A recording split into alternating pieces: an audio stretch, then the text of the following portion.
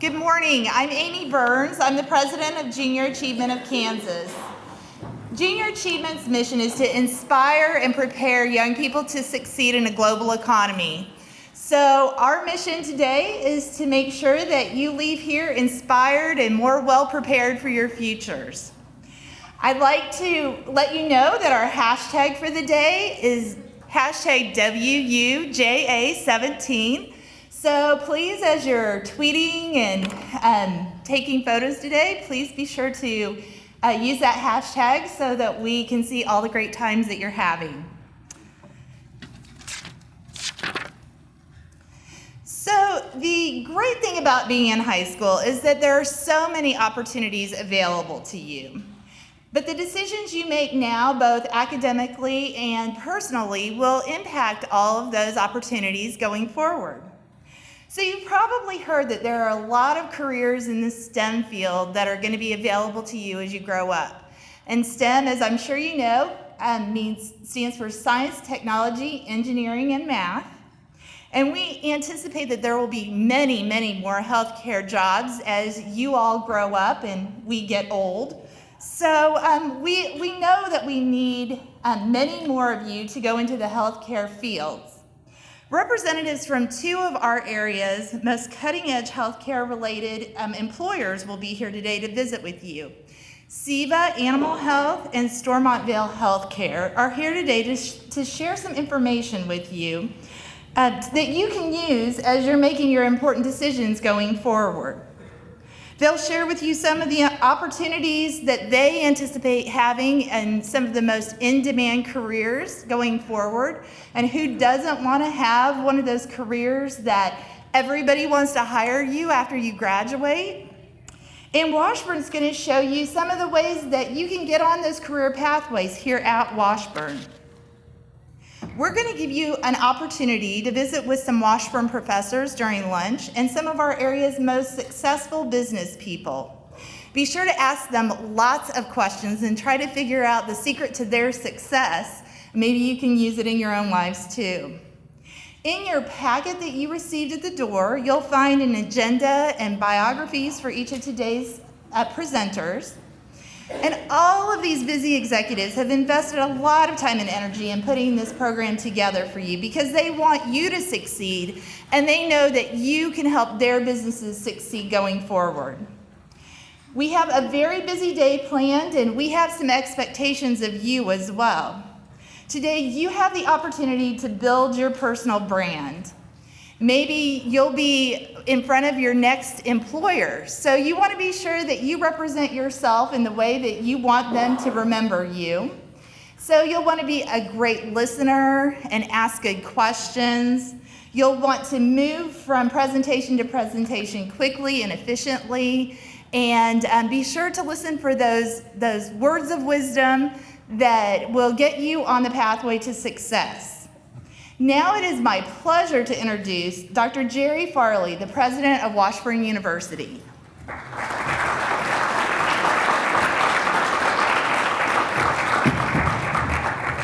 Hello, everyone. Good morning. Yeah, good morning. Welcome to the campus of Washburn University. Have any of you ever been on campus before? Hold your hands up. Oh, yeah. Okay, great.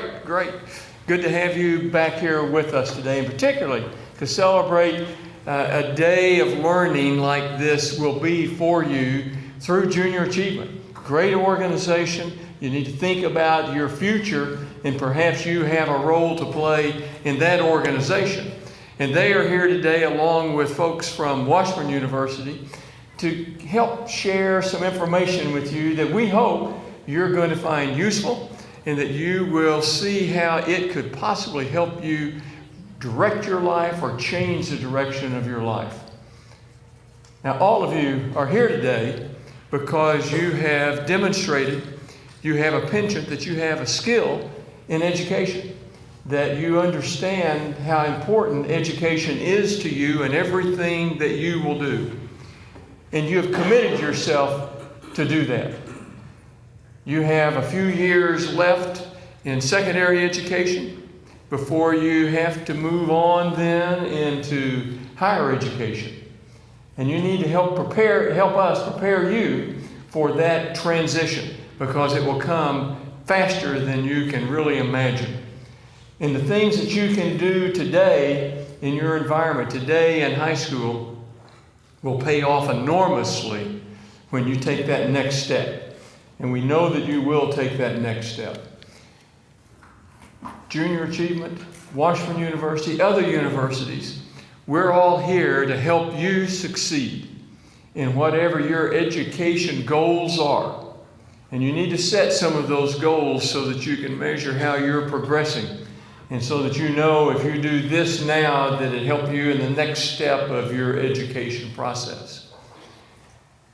You have a great talent, and you need to take advantage of that talent.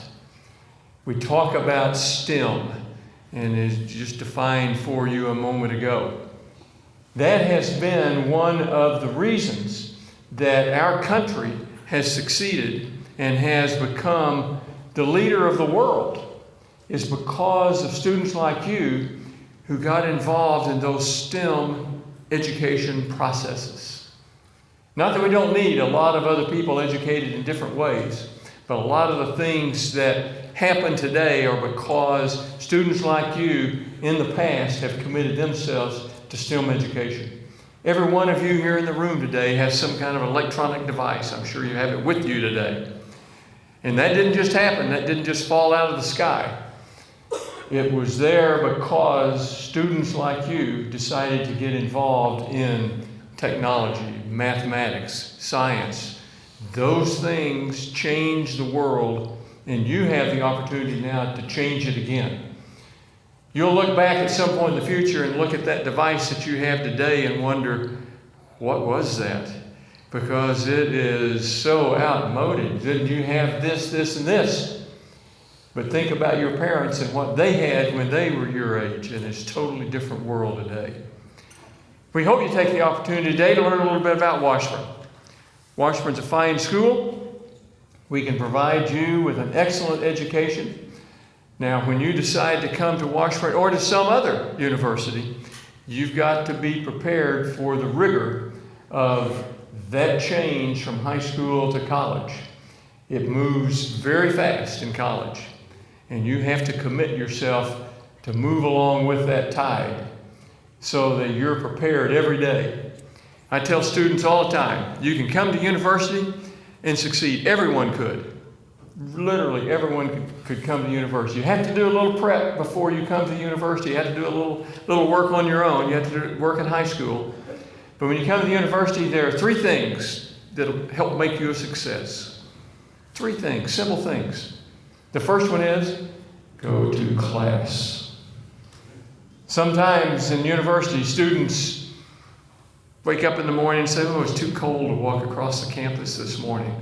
Or, oh my, I stayed up too late last night. You can't do that. You need to go to class. You need to be present. Showing up and being present is hugely important. Second thing is do your homework. And there's a lot of homework. You have to study outside the classroom. The classroom is going to be the easiest part. You have to study outside the classroom. You'll be amazed how smart your faculty are when you've done your homework. And the final key to success is if you have a question, if you have a problem, if you need help, ask for it. Ask for help. And whether it's here at Washburn or some other place, we're here to help you. We want to do everything that we can to help you succeed. Going on to university is hugely important for you and for our country. We want you to be educated citizens so that you can debate and argue and discuss whatever topic that you may engage in. We want you to stay here in Kansas. We want you to stay here in Topeka or the surrounding area, Shawnee County and our surrounding counties, because we need the brain power that you bring to us. We want to help you reinforce that, and we want to do what it takes to help you succeed and to help you be a citizen of our community. So have fun today. Today should be fun for you. Education should be fun.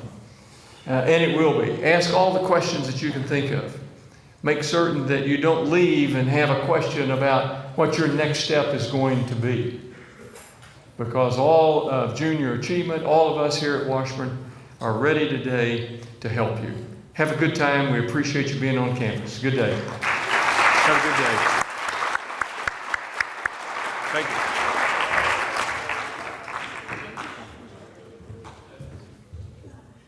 I can, as a graduate of both the undergrad and the law school here at Washburn, I can attest to the fact that you will get a world-class education at Washburn.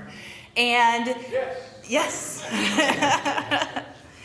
And to tell you a little bit more about the education that you can get here, we are going to be welcoming some of Washburn's professors. So please join me in welcoming distinguished members of Washburn University's staff to talk to you about the college majors that can set you on the pathways to success here at Washburn.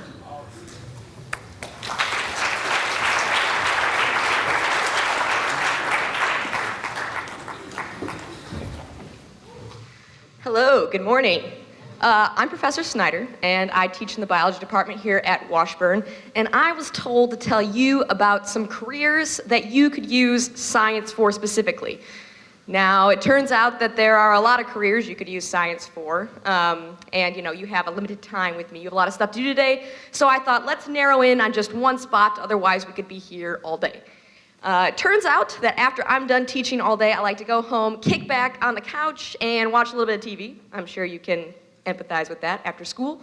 And one thing that I'm a big sucker for is the crime shows. Okay, I like the CSI, the Law and Order, catching the bad guys, putting them in jail, justice, taking names, all that good stuff. And a lot of the times, kind of what you see is those cops going after the bad guy, put them in jail, and it is really nice to kind of see that after a day of working, justice is served. However, although the cops do throw the people into the jail, right, how do they know who the bad guy is, right? They fight crime, but they're not alone in that. Science is a big factor in catching criminals, and so I thought today, one way to might show you a good field in science would be to talk about applications in science in forensics specifically. So, let's kind of start by talking about how can we use biology to catch the bad guys, since that is kind of my field. So first and foremost, any good crime scene investigation starts with collecting evidence, and if you watch the shows, they kind of always start off with collecting these types of things from crime scenes. You got your blood, you get hair samples, maybe any type of saliva on a drinking apparatus. And why are they collecting these things? Well, ultimately, all of these things have one thing in common. They're all biological material. They are cells that came from a living person. And it turns out that every single one of your cells, and all of the cells that make this stuff up, have the good old DNA inside of it. DNA is basically the biological material that makes you, you. And there are sections of every person's DNA that is unique from person to person. So, in essence, you are absolutely 100% unique. There is no one out there in the world who has the exact same DNA sequence as you, which does make you unique and is also really helpful for catching criminals. Because if you collect that biological material at the scene of a crime and you can isolate the DNA from it, then ultimately what you can do is you can have someone like a DNA analyst go ahead and interpret that DNA. And this can answer a lot of questions. If you have someone who you think is a suspect, like they're looking a little fishy, their timelines aren't quite matching up, you can go ahead and match their DNA and compare it to DNA that you got at the scene of the crime. And you can definitively say whether or not the DNA you found is Joe Schmoes over here that may or may not have done the actual deed. So that's kind of one common application, is kind of comparing suspects to see if maybe this is left at the scene of the crime from them. But also it can be used to help identify victims as well. So if you have remains that are unidentifiable for whatever reason, we can use DNA evidence to confirm that this person actually is this other person, which is used a lot after major catastrophes. It's also used a lot by the military in cases where a victim is unidentifiable, and it can bring a lot of peace to their families. So if you know a little bit about DNA, genetics, molecular biology, it can help you in that aspect. But also a good knowledge of anatomy and physiology is important as well. Anatomy and physiology are important branches of biology, and if you have knowledge of that, it is often utilized by medical examiners in forensic cases. If you know how a body works well and functions the way it's supposed to, then you can kind of extrapolate what happened when, obviously the person's not doing so well anymore. So medical examiners ultimately use their knowledge to determine time of death, cause of death, two things that are critical for getting a conviction in a criminal case. So far, none of this is probably like, if you've watched any crime show TV, like you're like, yeah, DNA, autopsy reports, blah, blah, blah, got it. That's not surprising to me. But one field of biology that you might not think of as being applicable towards finding crime would be knowledge of, say, insects. So if you're someone who studies insects, then you are an entomologist, and ultimately the knowledge of those insects can be really important for determining a criminal case. So forensic entomologists use this knowledge to answer important criminal questions. For instance, if you know kind of the timeline that it takes for certain insects to develop, you can determine a couple of things. You can determine first and foremost, roughly time of death, which is really important for crime cases. That's kind of the common most application, but there's other things you can do too. If you know a lot about insects, you can also determine whether or not a body has been moved from one location to another, whether or not they were at some point covered with some sort of substance, or if they were at any time restrained during any portion of the crime. So really important to build a timeline, but also other pieces of information can come from that as well. And actually, if an insect has bitten anybody at any point, you can actually even run DNA analysis on the blood inside of the insect, so it can get pretty technical. Kind of another field that people don't really think of when they think of forensics is they don't really think of plants. But actually, a good understanding of plants is also pretty important in criminal cases, or they can be. So a botanist is somebody who studies plants, and forensic botanists look at plant matter as a way to help solve crimes. Some of the most common applications are a lot of plants reproduce and release pollen and spores. They're very, very, very tiny, so if you're a criminal trying to clean up evidence, making sure that you leave nothing behind, you're probably not going to examine your clothes and see the little tiny pollen on it. But as it turns out, this is really useful because pollen that comes from trees, even really common ones, have a specific signature to them. You can trace back pollen to a specific area, putting someone in the location a crime occurred. Another common application is that plants in themselves are very distinct. For instance, the ring pattern on wood is almost as distinct as your fingerprints. And a really common case, or sort of the famous one that started forensic botany, was the case where a kidnapping, this guy used a ladder as part of his, crime, and one of the boards got left behind at the scene of the crime. Well, the forensic botanist was able to look at that board, look at the ladder that they found for the suspect, and say definitively that yes, this board came from that ladder, and it couldn't have come from any other ones because the wood matches exactly, and it was that evidence that essentially convicted that kidnapper and put him away. So, knowledge of plants for the win. Okay, so there's kind of like some biology applications, but although I'm a biologist, there are other good fields of science, so let's move on to those. How about some chemistry? So we have forensic chemists who have really important jobs. You find a lot of substances at the scene of a crime. Distinct substance that is probably not in a labeled container saying, this is rubbing alcohol. It's an unknown substance, and part of solving the crime is figuring out what that is. So forensic chemists use a lot of chemistry knowledge and chemistry tools to ultimately determine what an unknown substance may be. And sometimes this can be the key to solving the crime. For instance, let's just say that you're talking about a crime where explosives are a key factor, okay? I'm just saying. In that case, if you find some of the leftover explosives, you can isolate what the different components are and narrow down the suspect list based on who has access to those things. That could be the key that ultimately figures out who done it. Another common application of chemistry would be in arson investigations. So if you're someone who's out to intentionally burn down a building, you don't light a match and just throw it and walk away. That doesn't usually that's not how arson cases generally go. Usually you're adding some sort of accelerant, gasoline, oils, kerosene, those types of things. And ultimately, chemists can isolate substances to determine if these accelerants are used in cases where arson is suspected. Another common application of chemistry is in toxicology. So if substances are ingested by a living organism, then ultimately we can detect that with more chemical tests. So for instance, toxicologists can run analyses on blood, urine, sometimes even hair, and determine if that person has any type of drug in their system.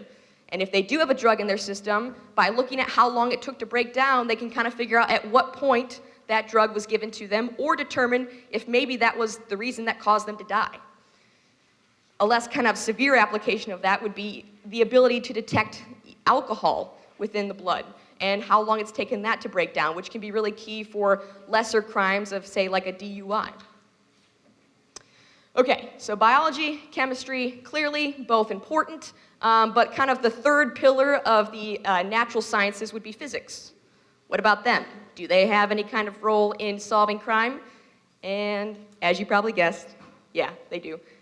All right, so if a crime is committed with a gun, which let's just put, a lot of them are, then ultimately you'll bring in a ballistics analyst. So they're looking at the gun shells and possible trajectories that the gun may have shot. This uses basic physics principles. I mean, ultimately, if you're looking at angles that this could have taken place to allow that trajectory, that is physics in itself. And really, any type of crime scene reconstruction is going to use quite a bit of physics as a part of it. Any sort of car crash, you can recreate what angles and at what speed they must have been traveling to cause that amount of damage. That's physics. If you're trying to figure out where a victim was placed based on the blood spatter pattern, well, the way you're going to determine that is with angles and trajectory that you would learn during physics. Any sort of damage done to any type of glass or surface, if you want to figure out how hard it must have been hit with what type of implement, all of that comes down to basic principles of physics. Now, at the end of the day, there's a lot more than what I've just told you, but really the key, I think that at this point, I've given you enough of a taste to realize that ultimately a lot of this science knowledge is what helps put the bad guys behind bars. And the cool thing is that here at Washburn, we've kind of noticed that this is a pretty big and upcoming field, and we're all about justice. And we've just partnered with KBI on campus. We've built a brand new facility, half of which is ours and half of which is used by the people who investigate these crimes every day. Scientists whose job it is to put people behind bars. And the cool thing is, you'll actually get to see that building, I believe, today on your tour. So ultimately, what they do there all stems back to the three major pillars of natural science. Scientists fight crime, not just do experiments. So I hand it off to our math guy.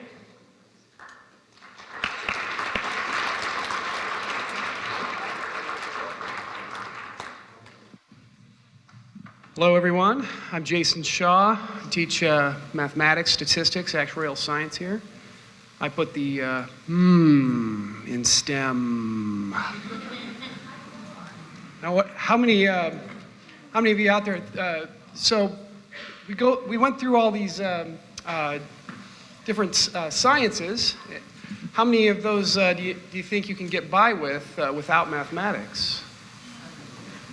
Yeah, not very many. Actually, none. That's a good answer. Yeah, we need mathematics in order to study the things we need to in STEM.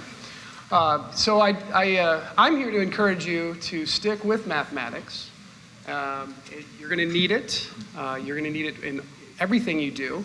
And the way I have encouraged mathematics, the use of mathematics, is through fun, games, analyzing puzzles, analyzing card tricks.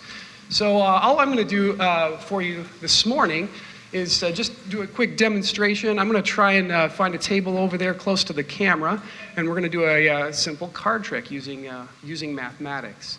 So I'm going to build it up. You guys are the lucky table. You're right next to the camera. I'll be here at lunch if you guys want to sit with me, and I can repeat the card trick. I'm going to describe it to you, though. There's 27 cards here, and this is completely mathematical, okay? So I'm going to walk over here with my 27 cards and have one of you guys pick one. Yeah. And this will be a little bit more fun if I don't know the card, and maybe you can show it to some other people.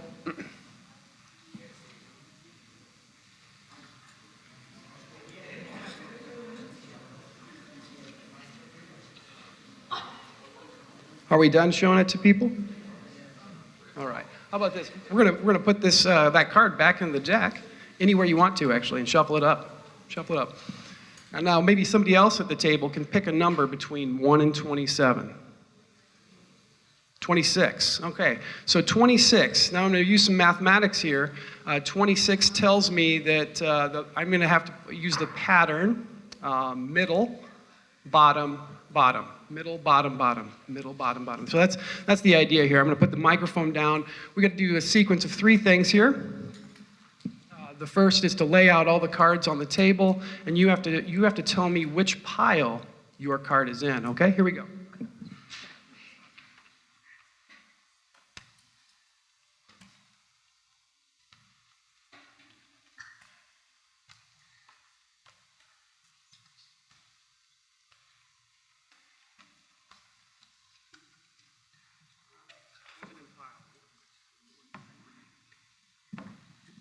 Which pile was your card in? Did you see it?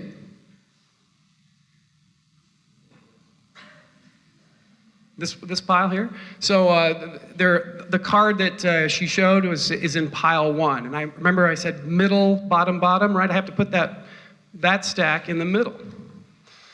All right, I got to do that 2 more times. I'll try and be a little bit more quick.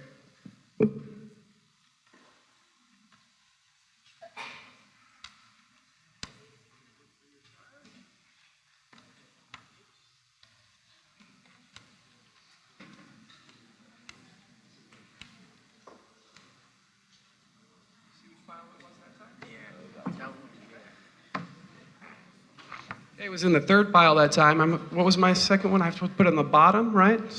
Okay, put it on the bottom. 1 more time now.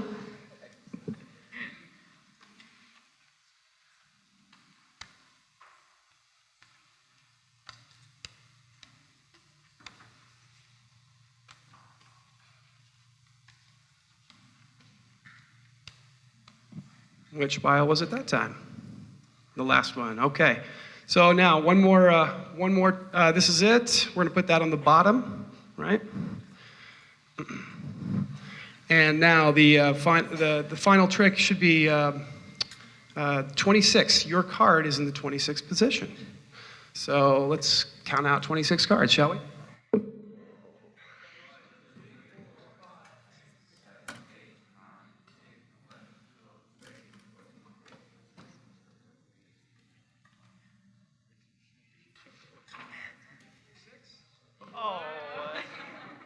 There we go. And that is just pure mathematics. That's not magic. 26, the magic pattern was middle, bottom, bottom. There we go. Anyway, so that's one avenue that I try and motivate students. Mathematics is everywhere. And so try and find the fun things about mathematics to keep you going and build that talent, because you're going to use mathematics in everything that you do. All right, thank you very much. I'll see you guys at lunch.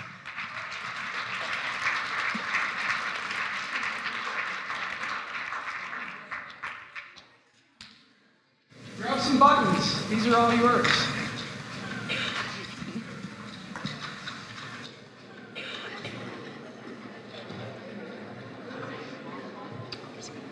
So, my name is Becky Dodge. I'm the program director for the radiation therapy program here at Washburn in the Allied Health Department. And radiation therapy, some may not know what that is, but it's using high energy radiation for the treatment of cancer. So I teach students about how to care for cancer patients and help them as they move towards their journey towards a cure.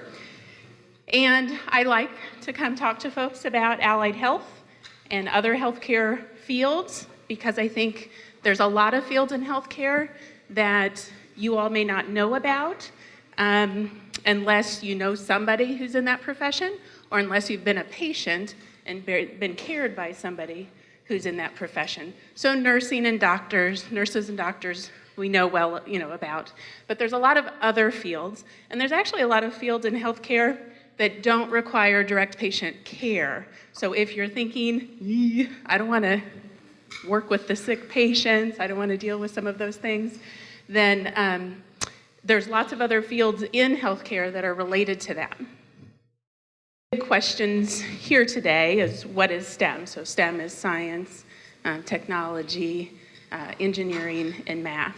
And while healthcare isn't a primary STEM field in terms of an educational pathway or a career, healthcare and architecture have been viewed as kind of offshoots to STEM fields. So we think of those as STEM-related fields because they do require individuals who are working in those fields to apply many STEM skills.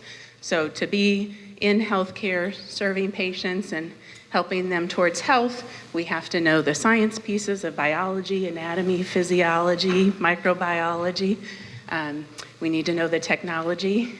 The medical field is one of the fastest advancing in terms of technology today, so we need folks who can create that, fix it, manage it, train for it, all those kind of things. Engineering is an important piece, and having that kind of analytical mind, and certainly mathematics goes into a lot of what we do. So some of the STEM-related skills related to healthcare that I kind of thought of are listed here. Critical thinking, problem-solving, decision-making, creative thinking, all of those help individuals serve patients and provide optimum care to them. We definitely want to think of each patient and their circumstance in a critical way that allows us to best provide the care that they need. Also, the technology skills, like I mentioned, being able to use the technology that's in healthcare, but also we need folks who can build it and fix it and teach us how to use it and all of those good things. Communication, cooperation, ethics, those are all principles of being in healthcare and serving members of our society. On your kind of upper left area, there's some data about individuals who completed STEM education and went into a STEM career. And basically the results show that more than 70% of those individuals said they would do it all again. So that tells me that people who are in these STEM fields and STEM-related fields are highly satisfied with the work that they do. And that's important because we're going to work a lot of time in our lives, right? We might as well do something we feel good about and enjoy. In the bottom of that same image with the circles, basically the outer circle graphs show that same thing. People stay in STEM when they're in a STEM field, that they're not leaving. Only about 12% have left, based on this survey data, the STEM field, which means most people stay with their careers. In the middle, I think, is a very important piece. That middle circle says that 63% of the STEM employed individuals feel like they've made a difference in the world. And again, when you're working for many years, unfortunately, I have to say that, in your life, you want to feel like you're contributing, have a purpose, maybe serving others in a positive way. The upper right of that same image, with the 58%, indicated that of those people working in the STEM fields, 58%, so the greatest amount, made the decision to pursue STEM when they were in high school. And so that's where you guys are at, right? And so as Dr. Farley said, there's a lot of things you do in high school if you're making those choices to pursue those kind of fields, to prepare in high school so then you can be better prepared for college. And then the other image demonstrates a fact related to healthcare, that healthcare professionals are the third most satisfied group of professionals in terms of their job. That's second to engineers and financial people in the financial sector. So why STEM-related healthcare occupations? Some data on this slide demonstrates that the healthcare industry is the fastest growing industry in our economy, one of the fastest growing industries in our economy. That means you can find jobs, right? And there's several reasons for that projected growth in healthcare. One, our population is growing, so we have more people in our country that need healthcare. Also, we have the greatest percentage, and up through about 2022, we'll have the highest percentage that we've ever had before of people in our country that are over 65 years of age. So there's a big portion of our population that will have more impending needs for healthcare. So we need folks to be prepared to provide that.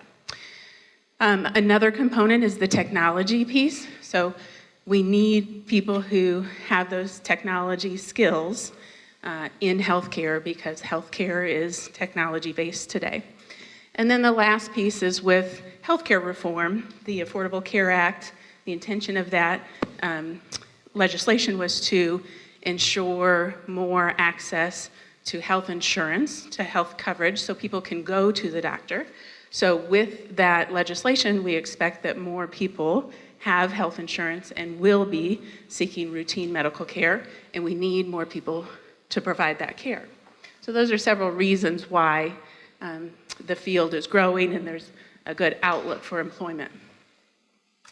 On this slide, I have listed, not an exhaustive list by any means, but a list of many healthcare-related professions that have those STEM components or demand those STEM components.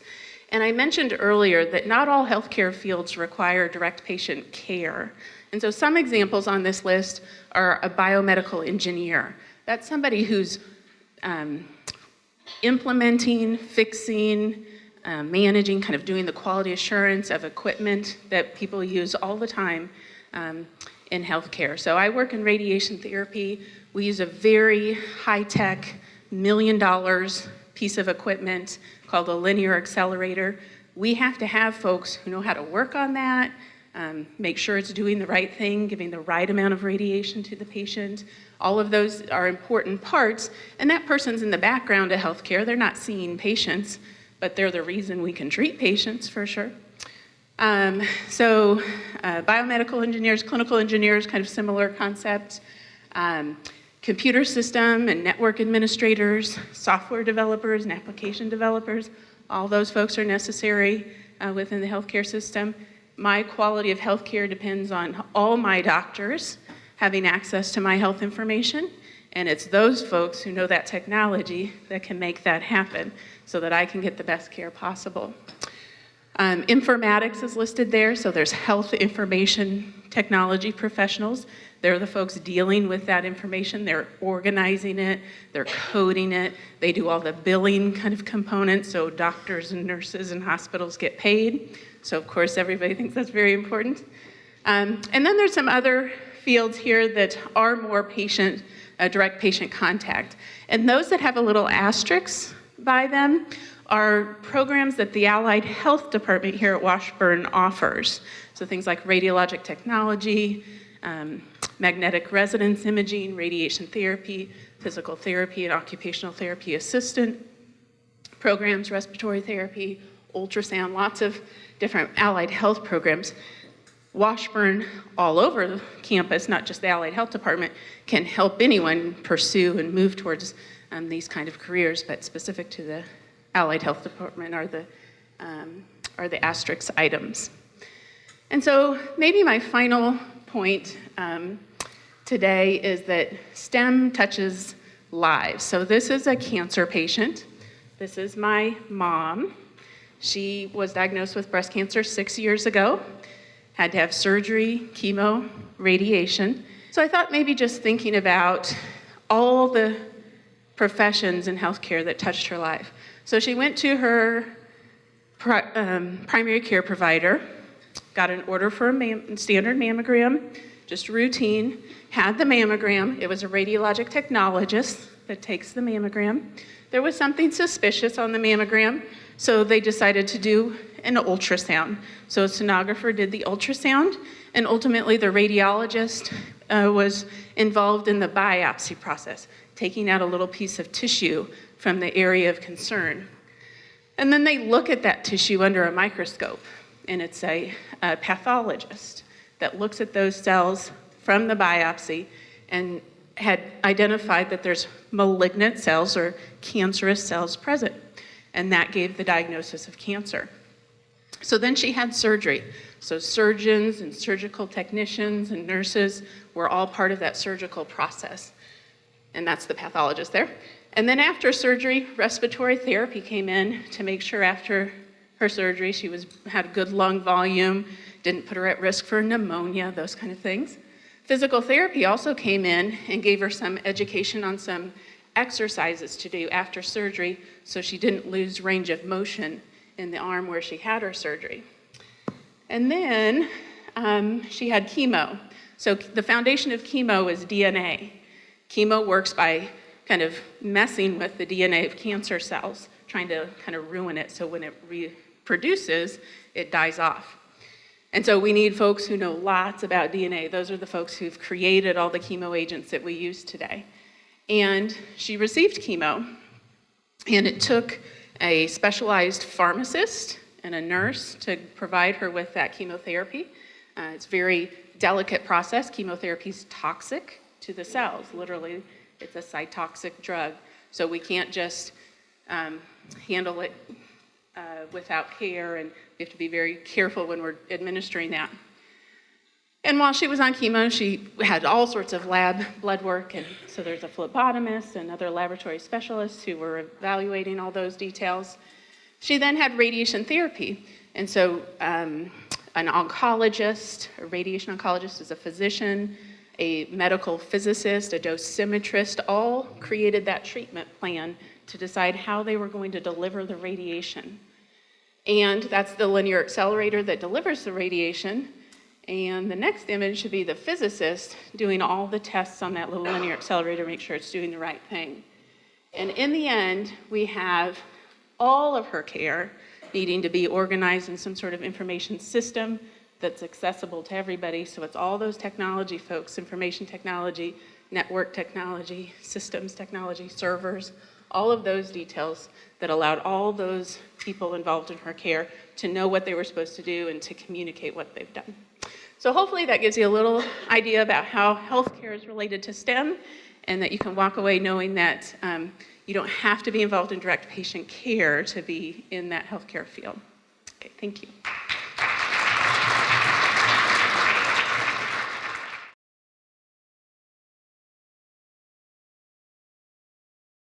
My name's Mary Martell. I'm the Director of Research at Stormont Vail, and this is Kevin Waite. He's the Director of Pharmacy at Stormont Vail. So I want to start by asking you, if you're comfortable raising your hand, how many of you have ever taken a medication? So everybody here. Almost everybody here. So have you ever thought about all of the job opportunities, all the career opportunities there are that happen along the way to get a medication available for people to use to treat themselves, to get better? A lot of things have to happen. So that's what we're going to talk about. I'm going to talk about what happens before a medication is FDA approved, and then Kevin's going to talk about what happens afterwards. So we're going to do that by playing a video game. And this is virtual clinical trials. So that term clinical trials means studying medications with patients in a clinic setting. So that means a hospital or a clinic, like when you go to the doctor. And we're going to partner with Ed Wilson. He's a PhD, and he's a principal investigator. That's the title of a person who's running a clinical trial. We work with about 50 principal investigators at Stormont Vail. They're all MDs. And Dr. Wilson is a neurobiologist, and he specializes in traumatic brain injury. We're also going to work with Aretha Bird. She is a clinical trials training director. So kind of like my role, that it's an administrative role, and she specializes just in training to make sure we follow all the rules, and there are many, in how we test medications and kind of managing the business side of it. So we're going to help Aretha with some research for traumatic brain injury. So right now, there are no medications that are FDA approved to treat traumatic brain injury. So there's a need to have some. So how do people get TBI? It's an injury to the brain that's caused by a bump, a blow, a jolt to the head. So how many of you filled out a concussion form to play sports in high school? So a concussion is a very mild traumatic brain injury. So people get TBIs through falls, through accidents, and other ways, etc. So we're going to get started. All right, so in order to discover and test new medications for traumatic brain injury, we're going to go through the biomedical research process. So there's really 4 different phases or periods of this. So animal research is testing promising medications in animals. And there's a lot of ethical rules in how we do that ethically. But we gain a lot of information, a lot of science about what works in animals that would work potentially in humans and also be safe in humans. So FDA requires a lot of animal research in testing medications. Monitoring is really gathering information once a medication is FDA approved in a bigger population to make sure that it's safe.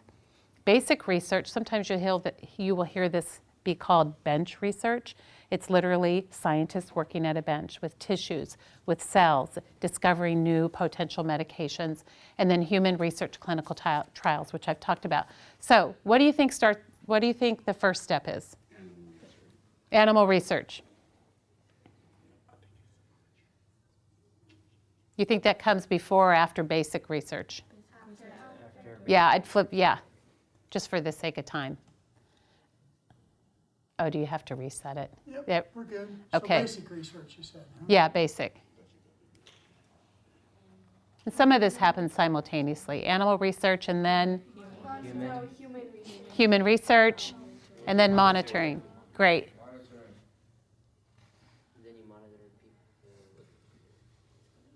So we're correct. All right, so next question.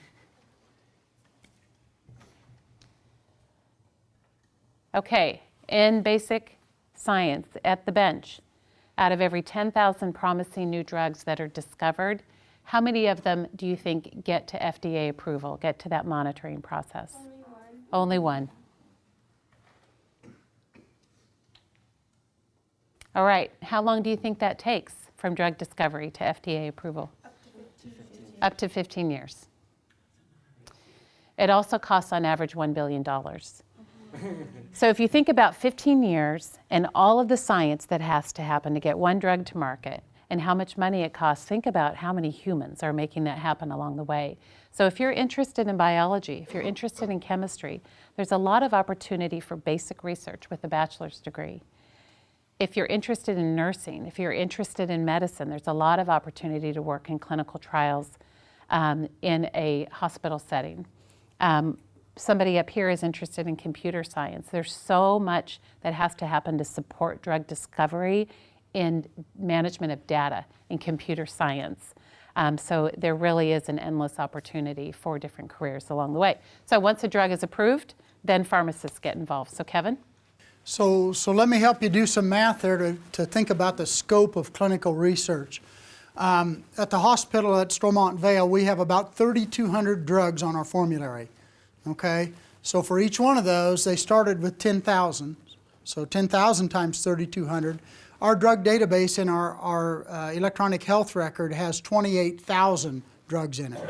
So think about 28,000 drugs that are on the market, all FDA approved, times the 10,000 chemical entities that they started with for research.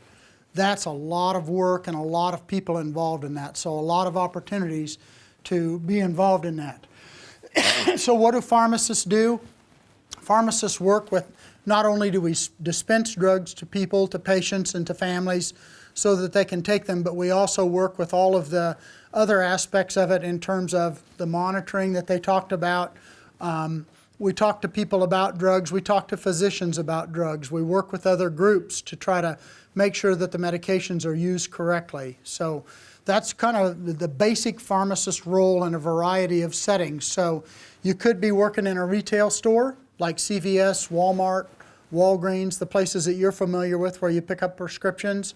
You could be working in a hospital like I do, where we have a large staff at Stormont Vail. In our inpatient pharmacy, we have about 50 pharmacists altogether.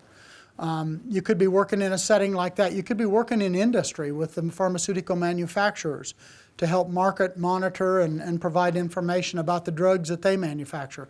You could be working in Washington, D.C. doing advocacy for drug policy, because there's lots of opportunities like that. So lots of different opportunities to become a pharmacist and to do a variety of things. So I wanted to touch today also on how you get to be a pharmacist in the first place. The short answer to that is 6 years of school, okay? It takes 2 years of prerequisites and 4 years of pharmacy school to graduate and become sit for licensure to be a pharmacist. A lot of people actually have a degree before they even go into pharmacy school. That would have been my situation. I grew up in a hometown of about 700 people clear out in north central Kansas, long ways west of here. We didn't have a pharmacy in my hometown. I didn't know I wanted to be a pharmacist because I didn't have any idea that it was an option. So I went ahead and got a degree in chemistry and biology, and then eventually went back to pharmacy school to after teaching high school chemistry and biology for 7 years. So 2 years of prerequisites can be obtained anywhere. They can be the only school of pharmacy in the states at the University of Kansas in Lawrence. They actually have about 150 students in each class there on campus, and then another 25 down in Wichita. The School of Pharmacy in Lawrence is very new, very high-tech. So now they have a satellite campus in Wichita. The students down there live there, go to class there, but all of their interaction is with the faculty in Lawrence at the main School of Pharmacy. So when they set in for a lecture, they're doing it by video streaming. They have a button they can push to break in and ask the professor a question, so it's all handled as remote distance learning from down there. There are other schools of pharmacy around relatively close. There's one in Kansas City at UMKC. There's 2 in Nebraska at Creighton and the University of Nebraska. Yes? Aren't they building like a new or adding on to the KU Med in Kansas City? Yeah, they're building big time there at the health center in Kansas City also. We'll talk in just a second about what the School of Pharmacy students do there when they're working there. So there's lots of other choices. There's a couple down in Oklahoma, and then the University of Missouri and Columbia has one also. So lots of schools of pharmacy around close. Your 2 years of prerequisites can be obtained anywhere. You can do them at KU, at K-State, online, community college. It doesn't matter as long as you get the right classes to apply. Once you've applied and been accepted at the School of Pharmacy, it's 4 years, 3 years of classes, and then in basic pharmaceutical sciences, the things that pharmacy practice, the types of things that to become a pharmacist. Then your last year is spent doing what the School of Pharmacy calls rotations. So you're spending a month at a time at various practice sites, including at the KU Hospital in Kansas City, with physicians and other pharmacists learning about the different specialty populations you might want to practice with. So some pharmacists specialize in taking care of just cancer patients, some pediatric patients. I have pharmacists at the hospital that just work in the emergency room. So lots of different options out there for a career. Once you become a pharmacist, sometimes even to get further specialization, they actually do what's called a residency. So they'll go for another year of intense training.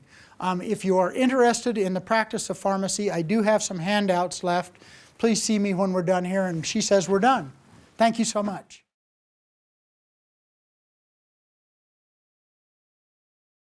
What's the first thing you think of when you hear the word lab? Science. What do you think of when you hear lab? I've got to get some labs taken. Blood work, okay. What about imaging? What do you think about? X-ray? Okay, well, we are here today to share with you that there is so much more to medical imaging and lab, and these two ladies are going to start and visit with you about laboratory. Hi, I'm Amy, and this is Carrie, and we both work at the lab at Stormont, Vail. She works in the hospital lab, and I work at the cancer center lab, so there's different areas you can work in within the lab. Clinical laboratory science, that's the title, is a bachelor's degree, and depending on what school, it's a 4 to 5 year degree, strong in chemistries and biologies. And then you take a test after you have your degree and be certified through the ASCP. And why would you want to do it, and why is it important? 70 to 80% of all medical decisions are based on lab data. So the doctors use lab testing for kind of to gear them toward the right path, or to help and help with imaging and help with a lot of part of it. And you can work in a variety of settings. Like I said, a hospital, a clinic lab, you can work in doctor's office, vet labs, and even research, or for the companies that make the instruments that we use. And many people go into laboratory because it has little patient contact. So sometimes people are attracted to that. They don't really want to mess with the patient, but they like the medical aspect of it. And so lab's a good area for that. What do we actually do?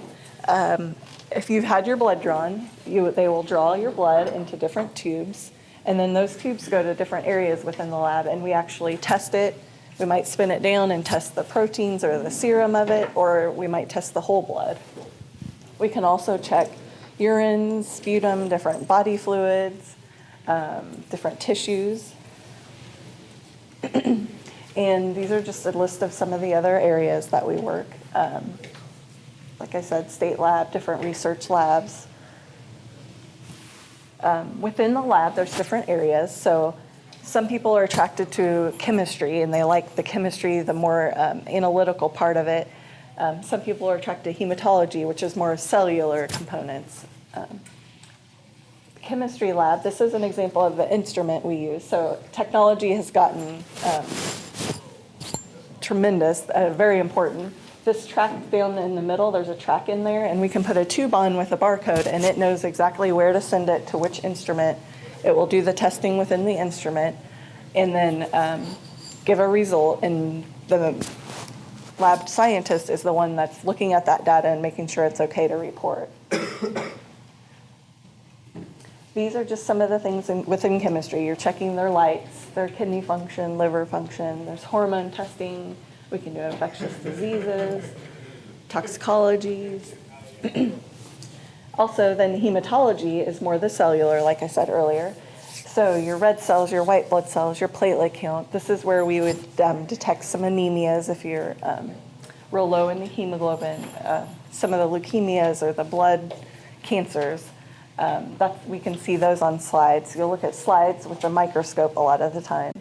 Coag studies, so if you know anybody on Coumadin and they want to monitor that medicine to make sure they're not giving too much or too little. We can check body fluids to make sure there's no cells that shouldn't be in there. Bone marrow, that's where you can get a little bit of patient contact by assisting the doctor. They just take a needle and get bone marrow from your pelvic bone. And then Carrie will talk a little about blood bank. So I supervise the blood bank at Stormont. We're a little different than other areas of the lab. Most areas you're just analyzing. We're also looking for compatible products that we may eventually transfuse a patient. So we transfuse people for a variety of reasons. Sometimes surgical patients might lose blood during surgery. We may have people who have leukemias or different cancers, and the chemotherapy agents that they're being treated with doesn't just kill the cancer cells, it often kills their healthy cells as well, so we have to give them some back. We have a very high-level NICU at Stormont, and we get some pretty itty-bitty babies, some of them around the 1 to 2 pound range at birth, and sometimes they aren't quite ready to make their own red cells and platelets yet, so we transfuse very small quantities to those babies. We're also a trauma center, so some of the patients we transfuse large amounts of blood to are people who have been in bad car accidents, victims of shootings, stabbings, things like that. All of the blood we transfuse is from volunteer donors. Have any of you ever donated blood before? Okay, in Kansas you can donate at 16 with parental consent. 17 you don't even need your parents' permission, so if you haven't done it you might think about it. And one other area of the lab is microbiology. If you've ever had a strep culture done, they do a lot of the cultures in that area and can also check for antibiotics to make sure the doctors get prescribing the right antibiotic that's going to work right away. And that's just the department's name. Do you have any lab questions while she's switching?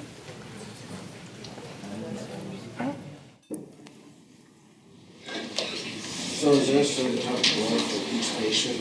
What's that? Like you guys said that you have people who donate blood, so do you guys like run the blood and test the blood before you give it? Yes, yeah, we check the patient's blood and then we make sure that the unit's compatible with the patient.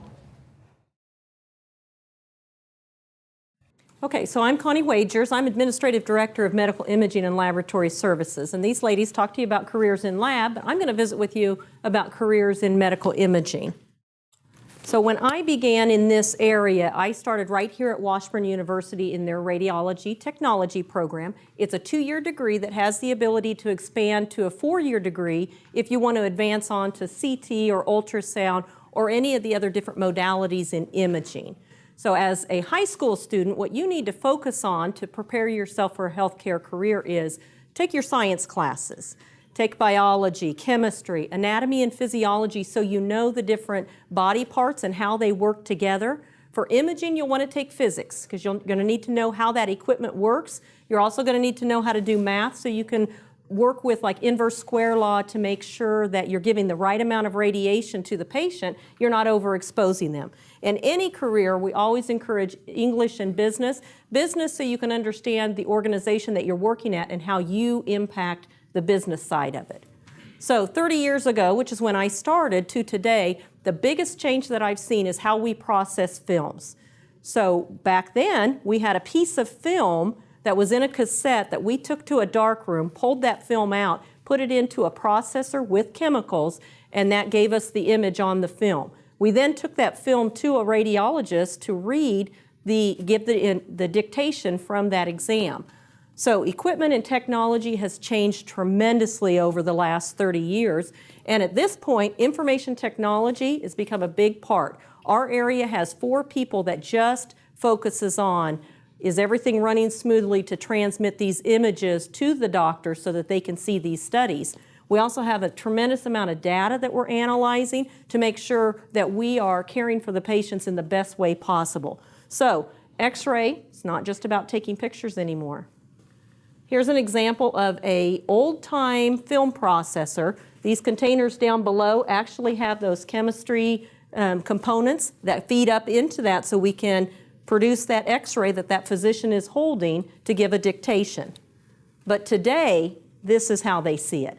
Those images go directly over to a computer for the physicians to actually take a look at the imaging studies. So this is what we consider a plain film diagnostic X-ray. Do you see anything wrong there? Yeah, that's of the forearm. So both bones are actually broken. This is a side view. You can see how it's kind of bumped out. So what we call that is a buccal fracture. So likely what happened is the individual started to fall. They went to catch themselves, which is normal. That's what anybody would do. They hit the ground pretty darn hard. It broke those bones, and then those bones buckled. It's pretty painful break. This is a computed tomography or a CT exam of a head. This is a normal image. The image on the other side is of a patient that had a stroke. That white area is bleeding into the brain, so that's kind of what we're looking at when we're concerned about a stroke. This is an MRI. Anybody had an MRI in this area? Okay, that's a unit you're put into what's considered like a donut or a gantry. Very loud piece of equipment, a lot of banging. Exam usually takes about 30 minutes. So this is a MRI of a knee, common with sports injuries because we're looking for tears in ligaments. And then nuclear medicine is the one modality that the equipment does not produce the radiation, the patient is radioactive. So we've injected something in their arm or they've swallowed a pill and then they become the source, they're radioactive, and the equipment picks up that radioactive material, produces an image. So right here we've got what we call a hot spot, that black area. It could be an infection, it could be a fracture, or it could be a cancer that we need to take a look at with another imaging study. Ultrasound, what do you think of when you hear ultrasound? Babies. Yeah. It's a big part of ultrasound, but it's not the only thing. This is an image of a heart. So we can actually see real time the blood flowing through the heart, the walls squeezing down, and we're seeing how well that heart is functioning. About any area that we could scan, we're going to look at it with ultrasound. And then mammography. Mammography is advanced to 3D imaging now. So we can actually take different slices of the tissue, the breast tissue, and the physician can look at more detail. We can catch cancer sooner so they have a better prognosis. This area is an area of concern, so that radiologist is going to stick a needle in there, pull out a little bit of tissue, give it to the lab, and the lab's going to evaluate. There's that 70 to 80% that they need to take a look at to see what's going on with those patients. Is it positive for cancer, or is it something that's benign that we don't need to be concerned about? Medical imaging. It's given me the challenges I needed, which is why I went into medical imaging for my career. You guys have any questions for imaging? Okay, what about lab? Anything you want to ask Carrie here before you guys move on? Okay, very good. Thank you for joining us.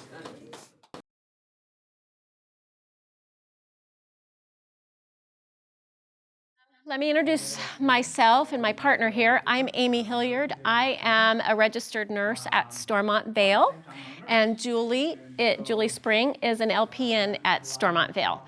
We're here to talk to you a little about what we do, but before we do, I want to give kind of an overview of the world of nursing.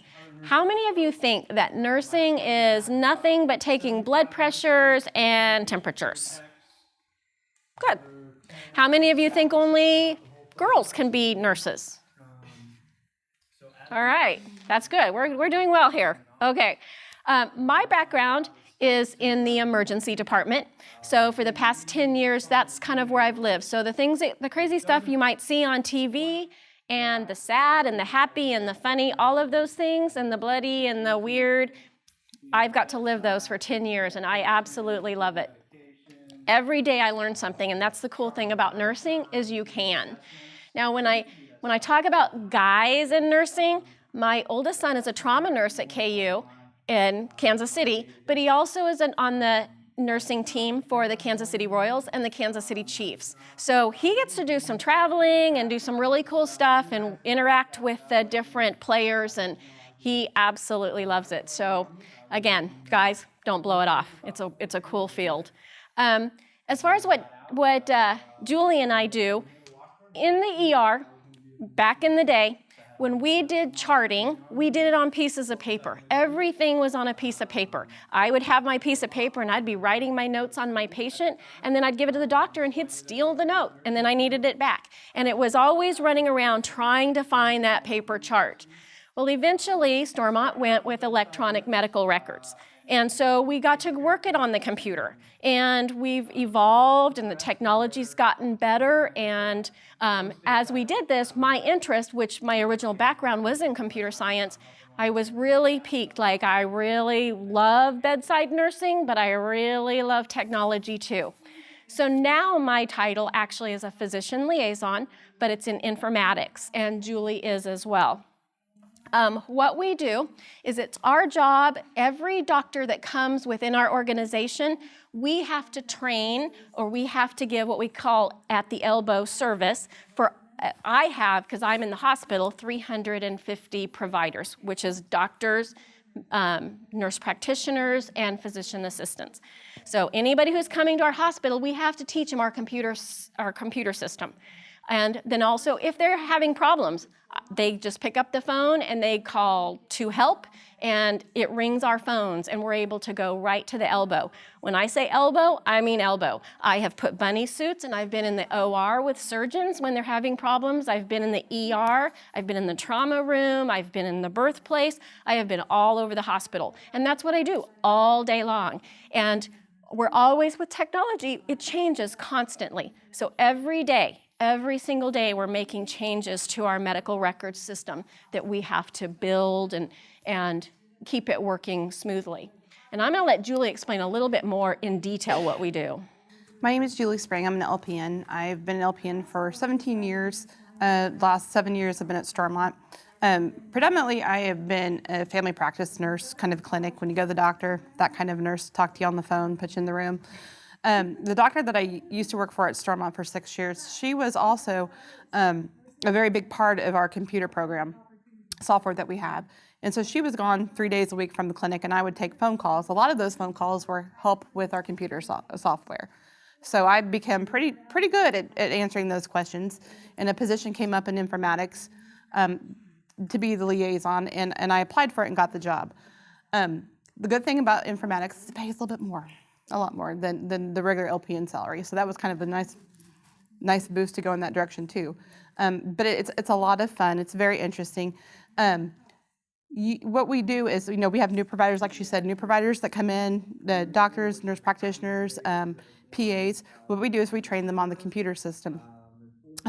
our system allows you to have several different ways that you can function within your chart. And I'm able to kind of see what the providers do, how they like to do. They like to see the patient and chart at the same time. Do they like to chart afterwards so that they can get what they need to the patient to get them out the door with the information that they need to have, and then chart later or chart when they're there. But I can look at their process and make it kind of accustomed to what they do. A lot of, like you said, we carry the phone. We get phone calls all the time. I'm stuck in this chart won't close. What do I do? You kind of help them, walk them through that. Part of our responsibility is putting out a weekly newsletter with changes. Just like I was telling the people before, you have all these updates to your phone all the time. If you have an iPhone or Samsung, at least AT&T seems to update a lot for me. And so it's the same thing with our computer system. We have people, and like I said, mostly nurses, that have built our program. We have a computer system, and it's kind of, I don't want to say it's generic, but we're able to make it what we want to fit the needs for Stormont Vail, which is very nice. But because of that, we have people, I think she said 60 strong, that make those changes, and then they make the flow, and then we educate it to the rest of the people within the clinics and the hospital.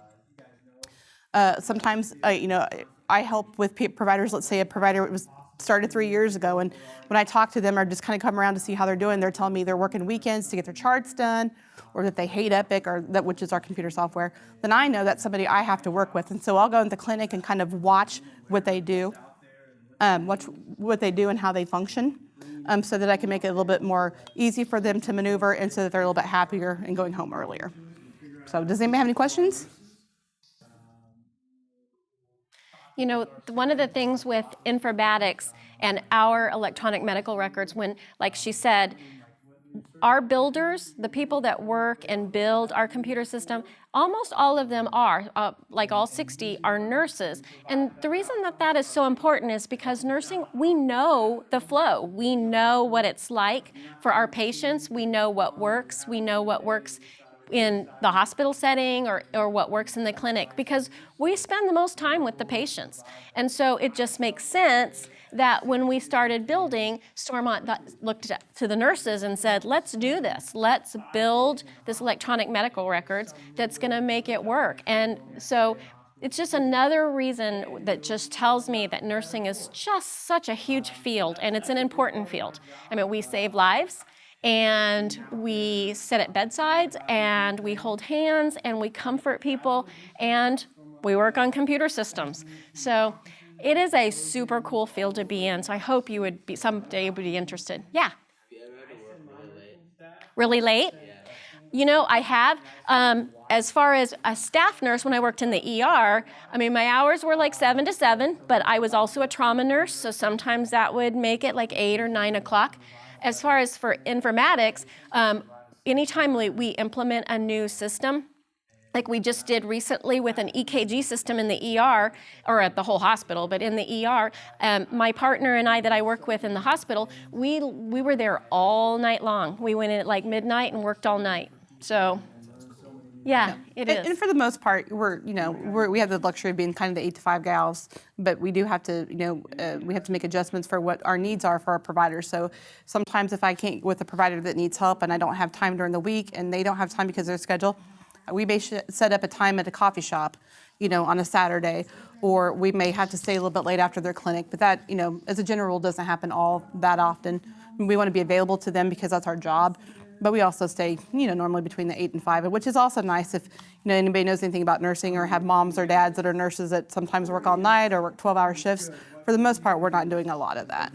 And we build relationships with our doctors. In fact, about 10:30 last night, I got a text from one of the ER doctors who could not get an order placed. And so he's like, can I call you? And he did. And so that was okay, because I've worked closely. He's a friend, he's a colleague, and so it makes it work. And we try not to give out phone numbers, but we do because we want to be available to them, and we not necessarily want to make them happy all the time, but we want them to be able to do their job comfortably, and happy doctors make happy patients, so that's what we want.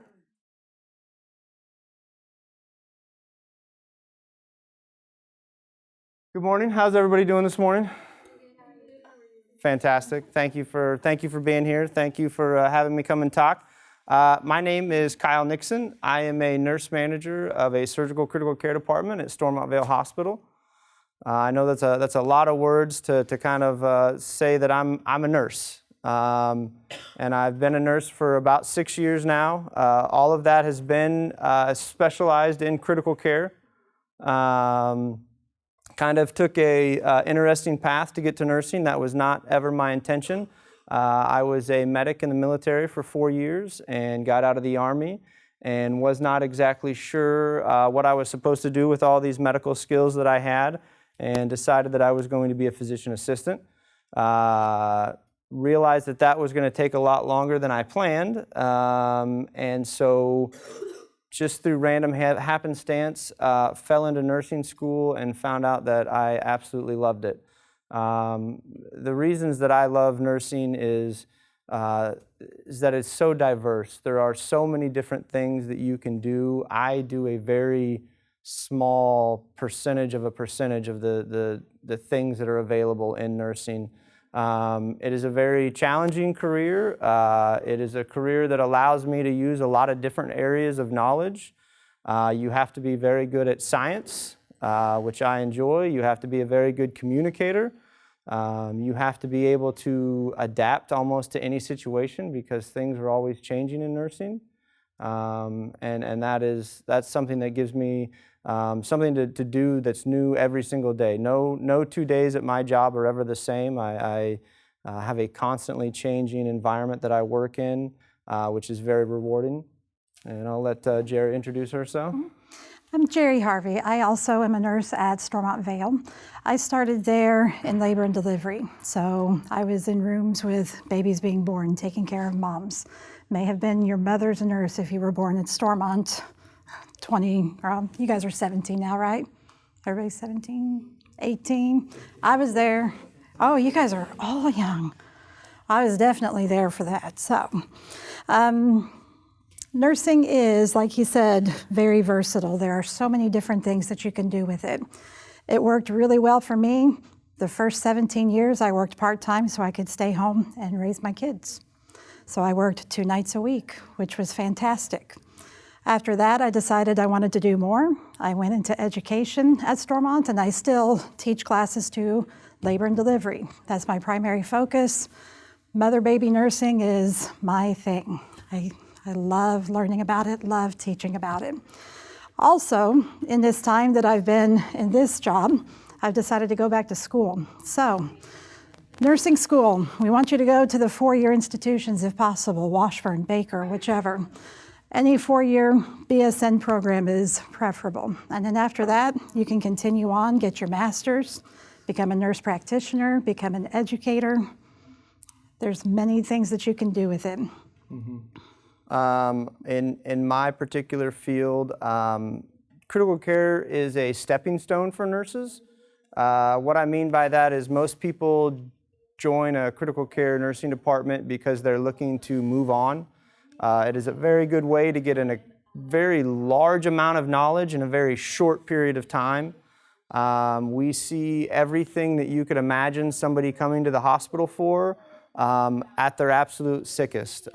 Open heart surgery patients, patients in catastrophic motor vehicle accidents, patients that are extremely, they get an infection and that leads to sepsis, and then they now have multi-system organ failure. And so instead of just one problem, pretty much everything inside of them is failing. And so it requires you to have to gather a lot of knowledge in a very short period of time.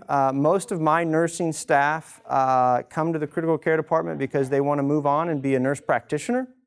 And again, the field opens up forever. A lot of my nurses, and I say a lot, 3 probably nurses at a time, twice a year, go on to be nurse anesthetists, and so they work with anesthesia departments and they work in the OR.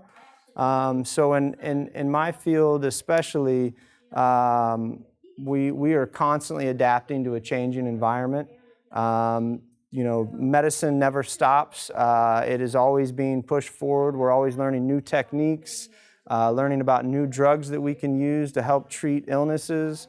learning about new procedures that provide better outcomes or maybe are not as harmful on the patient to fix them. I mean, some of the things that we have to do require a lot of recovery time. So anytime we can do something that shortens that recovery time is big. And that requires us then to fall back on nurses like Jerry who can help educate my staff on what these new procedures are, on what this new thing that we've figured out that we can do for our patients is. And so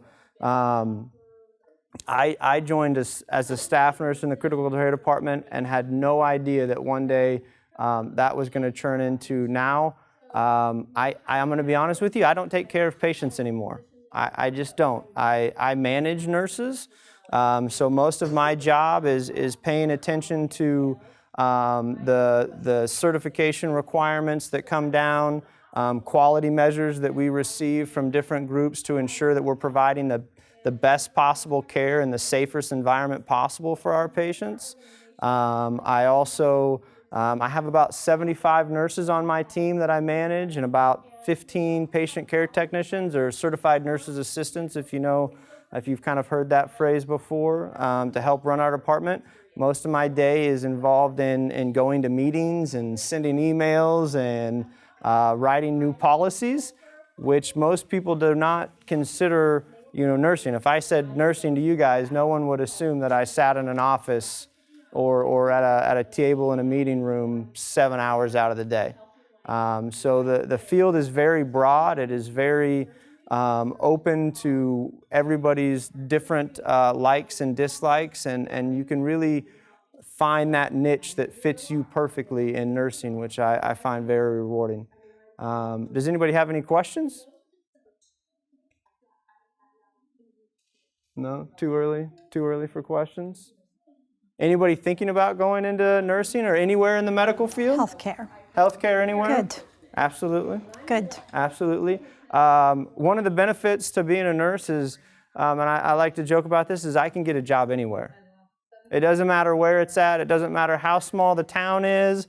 Doesn't matter how obscure the location. I guarantee you that I can go anywhere, and there are numerous jobs available for anybody in the healthcare field.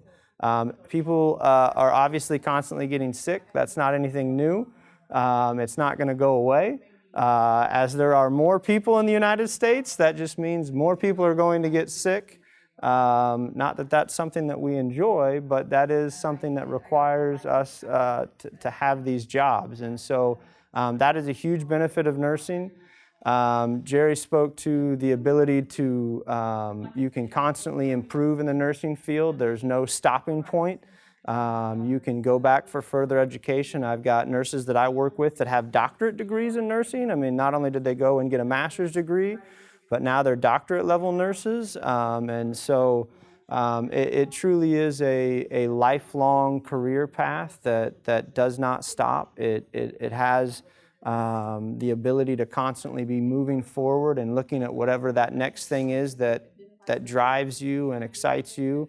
And that is truly why, in my opinion, the nursing industry is one that is only going to continue to grow. It's only going to continue to be more vital to what we need in our communities and across the country. Yes, ma'am.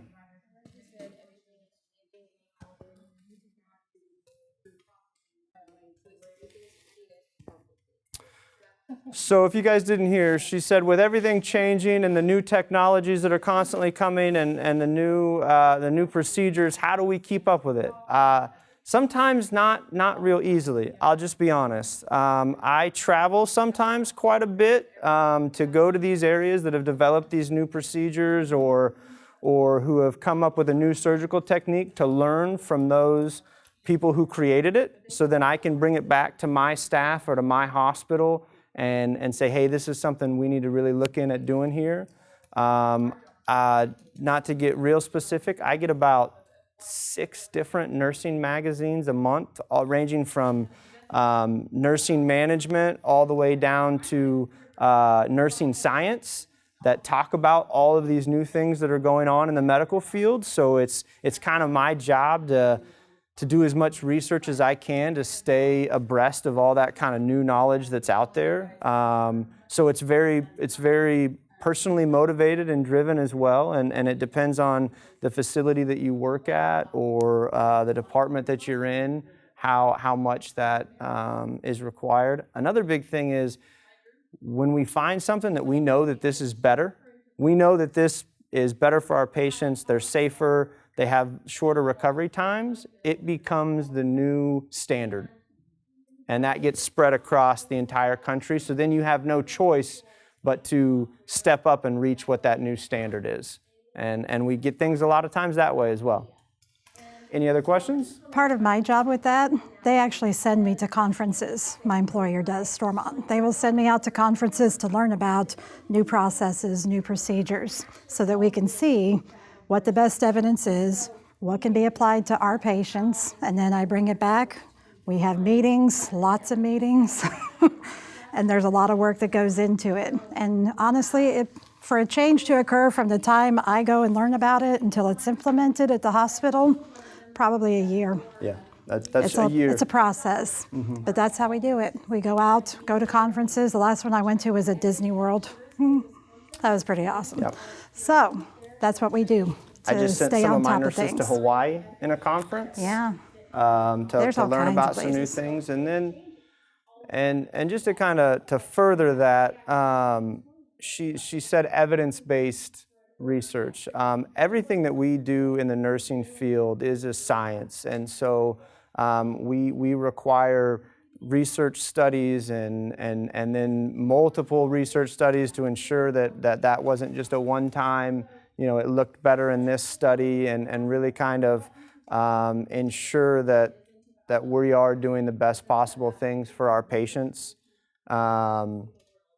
So that is a big part of what we do. Is it is a science. It is a environment that requires you to be constantly moving forward and constantly asking yourself, is what we're doing today what is best, or could we be doing something more? Could we be doing it a little bit differently? So thank you guys very much for coming, and hope you enjoy the rest of your day.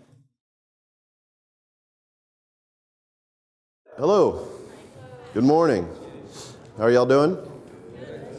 All right. I'm Scott Grimsley. Welcome to the Skills to Achieve Symposium. I work at Ceva Animal Health. I'll tell you a little bit about myself. I was born in Kansas City. I was raised in Lenexa. Anybody from that area? What grade school did you go to? Oh, never mind. Oh, okay. All right. 2008, I graduated from the University of Kansas with a degree in cellular biology. And now I am the department head of all custom vaccine products at Ceva. So Ceva is basically split up into two factions. You have the pharmaceutical industry and the biological industry. With the pharmaceutical industry, we're primarily dealing with companion animal vet care. So anybody that has pets, you're taking your dog and your cat to the vet annually, semi-annually, to get it shots, to get it vaccinated. Well, we're the company that supplies the veterinarians with those vaccines. And in the biological side, you have us working with mainly animals in the poultry, swine, and bovine industry. And the reason we're in this industry is because we eat this food, and we're definitely a part of the mass production of food in the country. First, I'd like to guess, I'm not really familiar with junior achievement, so why is everyone here today? Why are you here? Because you're interested. Is anybody that has to be here? No? Good. All right, so I'm here to talk to you about STEM, which up until a few weeks ago, I didn't really get the acronym, but it stands for Science, Technology, Engineering, and Mathematics, and basically how they apply to my everyday life at Ceva. And then I'd like to discuss with you the many opportunities we have at Ceva, as well as the path you have to get those careers. And at the end, if we have some time, I'd like to give you some advice about some things that I wish people had told me when I was your age. Okay, so what we do is we make viral and bacterial vaccines to prevent disease in animals. Does anybody know what a vaccine is? It's like a dead or not, it's alive but have been weakened, and you inject it into a person so that their body can build a resistance to it. Correct. Basically, you want to induce an immune response in whatever host you're injecting into, which I'm sure you have that answer right behind you. Okay. So how we make a vaccine. So I'm going to use a chicken because we're one of the main poultry vaccine suppliers in all the world. We probably vaccinate 25 billion chickens a year. So basically, when a chicken at a farm gets sick, it gets sent off to the vet where it gets diagnosed, and basically we'll pull samples, we'll swab the chicken, we'll put it on auger plates, we'll look at it under a microscope, we'll identify whether or not we're dealing with a bacteria or a virus. And then there we're able to use some of the latest technology in genomic identification, and we'll be able to ID the vaccine that's needed. So at this point, we take this back into our research and development department, and we kind of identify what is the best way to administer this vaccine. Because sometimes, like she said, you have it could be a weakened vaccine where it's live, but you have to inject it into an animal and not cause the disease, yet still get the immune response. Whether it's dead, your body will make an immune response based on that being present in the body of the animal. This takes time.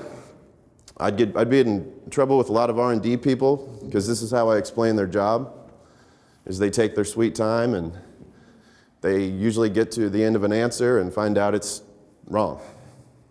But that's just the nature of the business. So in manufacturing, which is where I work, we take this bacteria or virus in a small vial like this, and we do a lot of work, and we're able to transfer it into massive tanks to make thousands and thousands of liters of vaccine from this one specific pathogen. And then eventually we bottle it, put a label on it, and sell it to whoever needs it. You take it out to the farm, you vaccinate every chicken at the farm in the hopes that that disease will no longer be present. So our goal here is to make happy and healthy chickens, right? But let's be honest, the real reason we're doing this is so we can supply food to the country and to the world, right? You want to go to Chick-fil-A, and let's say something happens and they accidentally undercook your chicken. Has that ever happened to anyone before? Had bad chicken wings? Well, if it's not fully cooked and there's a pathogen in there, that's how you get sick. And whenever that happens, there's usually a recall on chicken, and that usually just means more business for us. So technology. At Ceva, we work with state-of-the-art equipment. We're building and renovating facilities year in, year out. We encourage implementation of new ideas and processes. We encourage innovation from all levels, all the way down from maintenance and the shop floor workers, all the way up to our CEO. We're moving to automation, where we want as much hands-off technology as we can and have everything operating by robots. And then we have a high investment in our research and development. Example of our new technology is this is a mycoplasma fermentation and activation suite. So mycoplasma is a bug, a bacteria that infects swine. So in this area, we start with a small 5 ml vial of live mycoplasma, and then we'll scale it up, put it into this 30-liter fermenter, and then we'll transfer it, we'll let it grow, then we'll transfer it into the 400-liter. We let it grow some more, and then we get up to the highest scale at 2,000 liters. Now at this point, the bacteria is alive. Now, for us to inject this specific bacteria into animals, we have to kill it.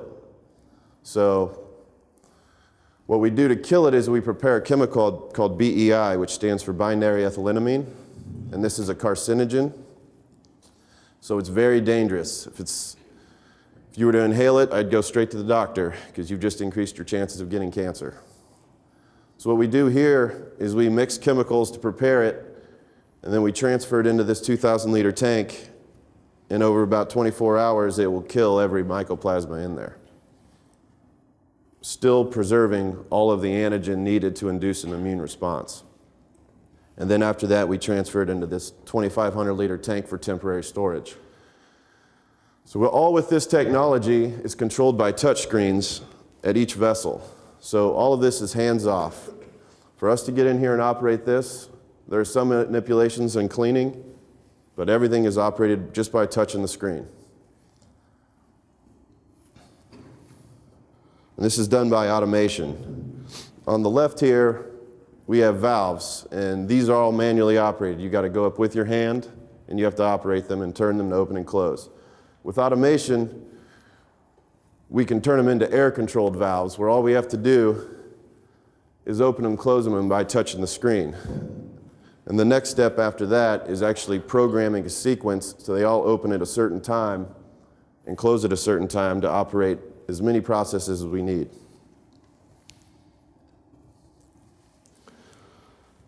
So here's a question for you. How do you think we vaccinate 1,000 chickens? You think we're going to pick up every one of them one at a time and inject something into them?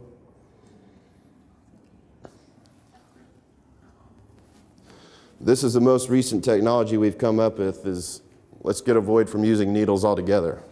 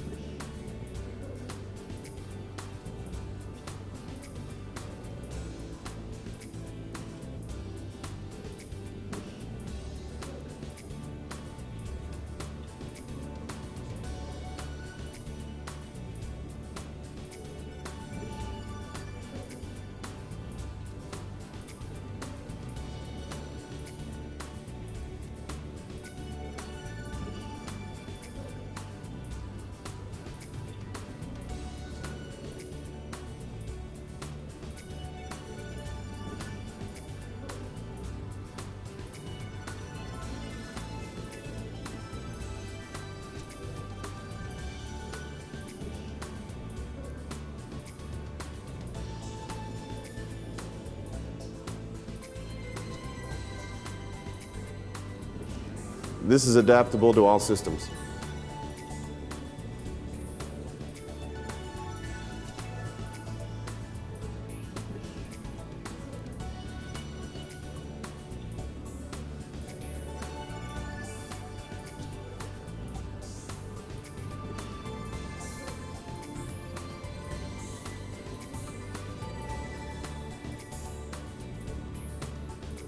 So instead of injecting every little chick, we just spray them down.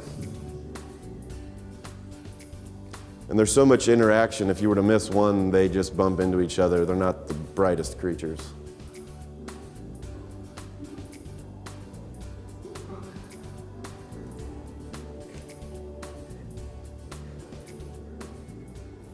All right. Okay, so engineering.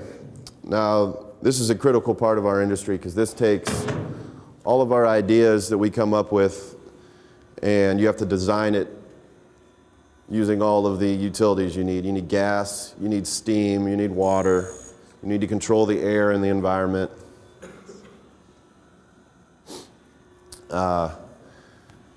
You basically need them whenever you have a breakdown with equipment, or if you come across a problem where you're suddenly not putting any good product out, you have to call them for problem solving. And then obviously they're huge with the software programming.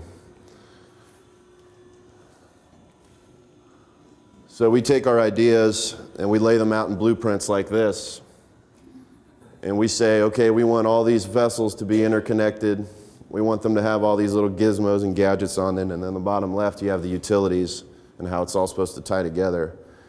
And the engineering department, along with contractors and construction, have to be able to assemble it all together. And this takes time. This takes 2, sometimes 5 years. Obviously, working with this equipment is very dangerous. We work with a lot of high-pressure steam, water and gas, temperatures up to 275 degrees, corrosive chemicals. We're working with biohazardous agents. Safety is our #1 priority. We have to wear gloves, we wear helmets, we wear aprons. You look goofy, but it has to be done just in case somebody makes a mistake. Here's a video that I show every new employee that comes in to work with vessels with me, because I need them to understand how dangerous this equipment is.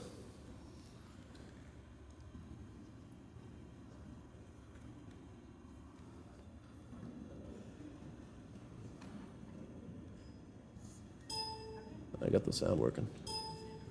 This has music, this might be better.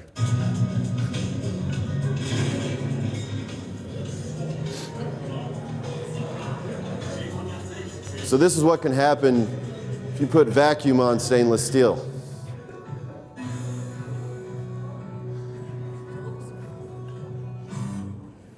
If you rapidly heat equipment and then cool it, you will draw a vacuum immediately, and that can crush it like a can.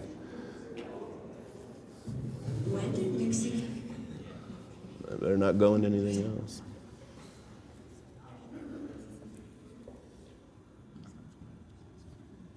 Okay, mathematics. I don't know if anybody in your high school tells you this, but they used to tell me that you'd never use algebra or calculus. That's completely wrong. When you're analyzing QC results, you're doing basic counting every day. When we're dealing with algebra here, we're dealing with biological agents. We need to make sure that our vaccine's going to work, and the same batch we make is never going to be the same as the last. So we have to be able to mix and match and make sure that our vaccines work. Calculus, I don't know much about software programming, but I imagine the people that run Facebook and all that, they understand algorithms and all that. Okay, so career opportunities. So obviously in a non-manufacturing side, you can get into research and development. You can get into product transfer, which is taking all the research and development and transferring into a manufacturing process to make it work. It's easy to get things done on a laboratory scale. It's very difficult to make it work in manufacturing. Quality control. This is a department that is dedicated to testing. So every product that we make, throughout the process, we test it. We have to prove that it's going to work. We have to prove that it's going to be safe. And we have to prove, basically, that we're not going to kill anything. And then obviously we talked about engineering and maintenance. Fermentation and bioreactors, these are the large vessels I was showing you about. And then you can do a lot of laboratory benchtop work with tissue culture, which is working with synthetic cell cultures that we take from chickens, and we propagate virus on it. Another thing we can do is we can grow viruses through eggs, to where we take the embryo of a fertilized egg and we inject the virus into it, and then after a few days later we suck all the fluids out. The Merix is just another form of tissue culture, and then batching and filling in the manufacturing is basically just bottling. Here's the Merix department.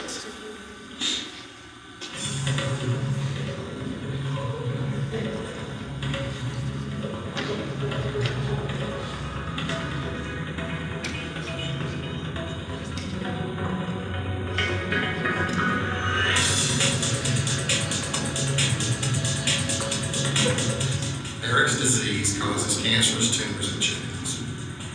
The vaccine prevents that disease. Marek's vaccine is a cell-associated vaccine. That means that the virus is inside the cell.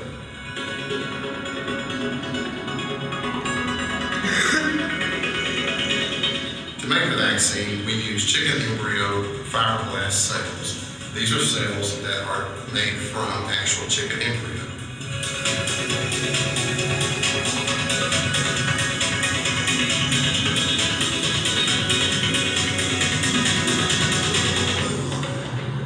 First step in the process is to take those cells, mix them with. We'll take those thousands of those embryos and we'll grind them up.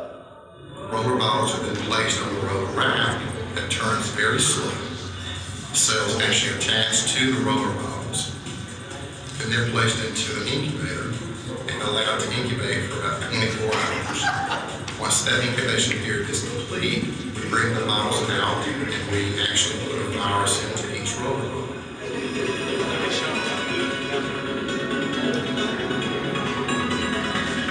They go back into for approximately 40 to 42 hours. They're brought back out. The media is discarded. We add a solution called trypsin, which is an enzyme that breaks up tissue. That becomes a final product. Harvested cells are then batched and filled into 2 ml ampules and then frozen at a controlled rate and stored in liquid nitrogen. Once the product is completed, samples are taken, they're sent to our QC department, where a series of tests are done. Once those tests are complete, the product can be sold. The final step in the process is the disposal of the roller bottles. Bottles go through the red tag solution system that destroys all the virus. This is important. The final part. Here's our quality control department where we're doing all the testing.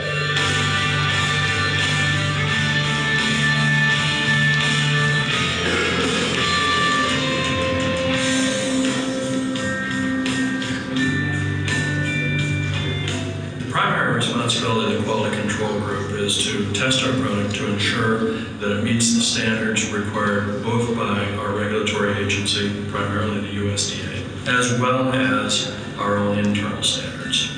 The requirements are set forth in our production outlines, which are basically our licensing agreement with the USDA, and that sets forth the standards for release of our products. Every product that Ceva makes is tested before it's released. It's not a percentage. Every product has to meet the minimum requirements of both the USDA and the internal standards that Ceva sets on their products.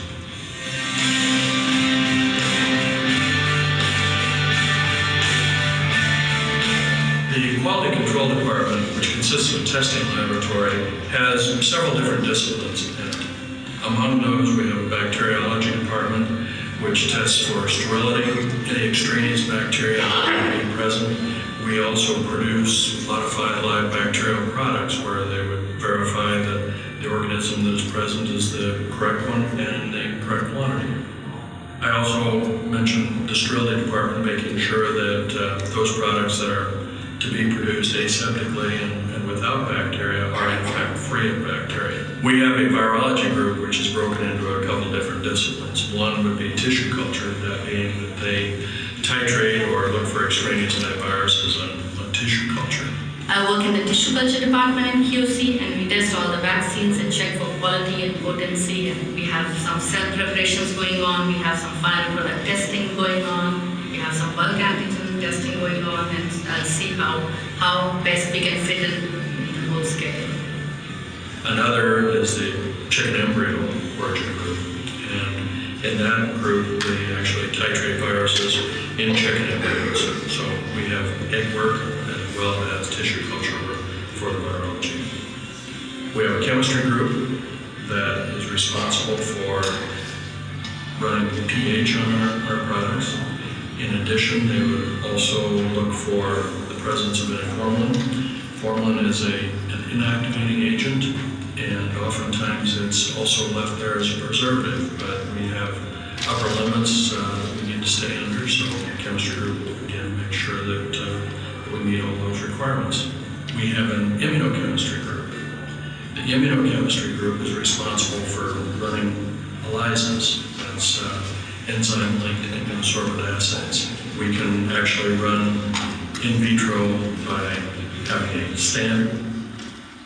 And I'd like to show you a little information about the research and development.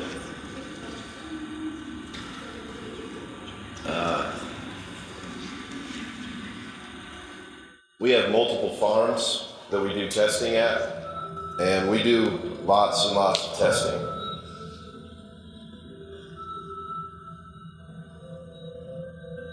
I think we run about 50 farms. We have to keep them all isolated. We have to keep the animals isolated from each other. For the license, it's highly regulated. What we're responsible for is developing the product pipeline for Ceva. This is done on 2 different levels. We have what we call discovery projects, and we have developmental projects. The discovery projects are basically new research projects that are very early in the stage of licensing. The developmental projects are, we have selected a master seed and we are going through with licensing by CEB. The Scientific Support Investigation Unit has 3 major functions.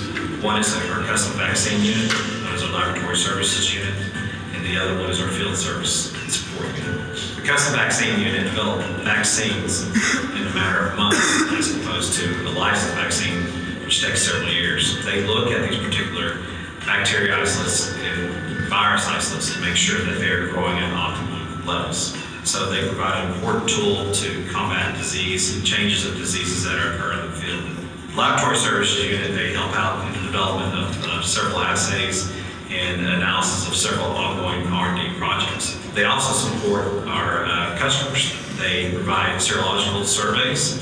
They provide bacterial surveys as well as virus surveys to our customers. In addition to that, they also support our sales and marketing group in providing them important information on how our vaccines are performing in the field.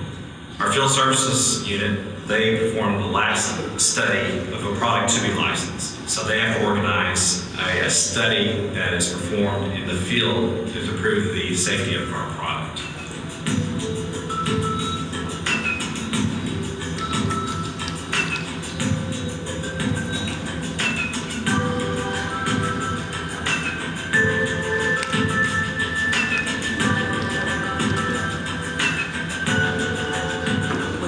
Vaccinating chickens with our vaccine candidates, and then after several weeks we will come back with a challenge organism and challenge the chickens to see how much protection we have, and we evaluate protection. So we use a blue dye on vaccinating chickens because they all look alike, and if you can't over-vaccinate something, so we always have to check to see if we've done it before.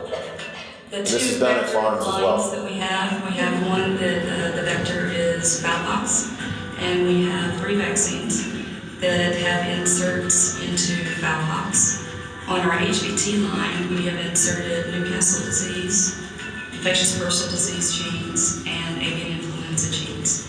The Vecturian HVT-AI product is newly licensed, and we took the H5 gene, the hemoglobin gene of H5N1, and inserted it into HVT. This exemplifies the slogan of Together Beyond Animal Health, since we are fighting zoonotic disease, which is the avian flu H5N1. With this, we are protecting the chickens against death, as well as we are reducing the load of avian influenza in those birds, then helps human exposure to avian influenza. The custom vaccine group provides products in 2 forms. Our major bacteria. Okay, education requirements. So to work at Ceva, you at least have to have a high school diploma or equivalent. There's many fields you can go into. If you wanted to get into research and development, you better stick with your education. You better move on, get a master's, a PhD. You're more likely to be successful in that area with those credentials. And this goes to the same with the process transfer group. With quality control, you can get in there on the ground floor with an associate's degree, but that's the bare minimum. Engineering, you'll have to have an engineering degree. Maintenance, you can get in there with just a diploma, but it's best to be a specialized person, whether you're an expert in electricity or HVAC. And then manufacturing, which is where I am.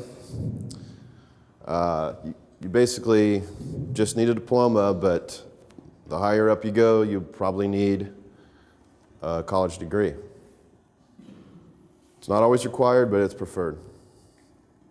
So we have many options at Ceva. We have flexible work schedules. So if you were decided right after high school that you wanted to come and work for us and still go to college, we'd be able to work with that. We always encourage young people to continue to get their education. And with undergraduates, we usually reimburse up to a certain amount of money on the college classes you take as long as you stay with the company. You just have to prove that at the end of that semester that you got a passing grade, you'll get reimbursed. We do internship programs through some JUCOs around town. So a lot of associate's degree require a six-month internship. So we offer that, and we'll sign off on it as long as you've done your 6 months of work. Our CEO encourages people to go and take classes to get interested in biologics.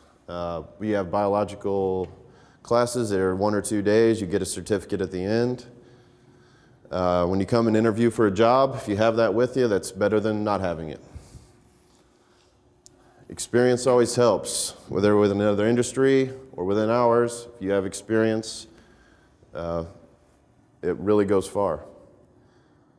We also have leadership development programs. So while at Ceva, we'll try to identify young talent and bring them into management training courses, teaching them how to deal with conflict resolution, how to deal with finances, all of these things. We also do a global management training program, which is what I participated in last year and the year before that. This is where, it's called the Bioindustrial Young Talent Program. This is where you spend 1 year abroad and 1 year at home. Does anybody know what city this is?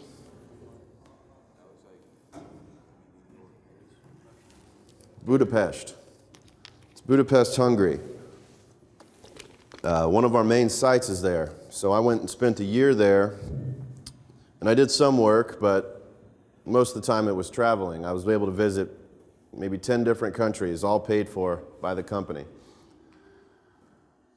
We always keep 2 to 5 people in this program at all times. So if you ever get into our company, that's the first thing you should ask is, how do I get into this program?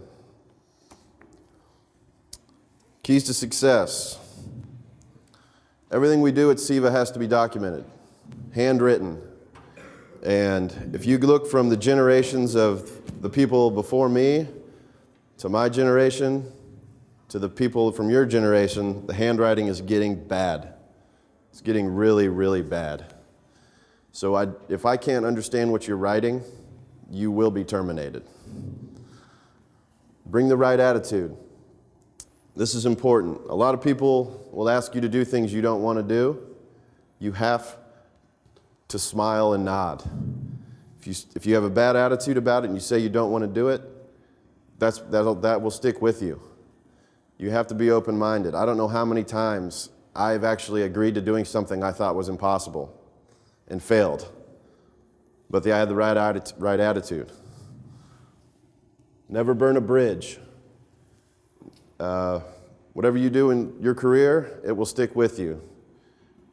Do not think you can go from one company to another and there's no communication between those companies. And one thing that's important is promotions are earned. They're not given. A lot of people in our company think that they don't need to do the work until they get paid or until they get the promotion. Well, that's not how this works. You do the work. When you don't have anything to do, you find something else to do, and your management will see that, and they will promote you upon that.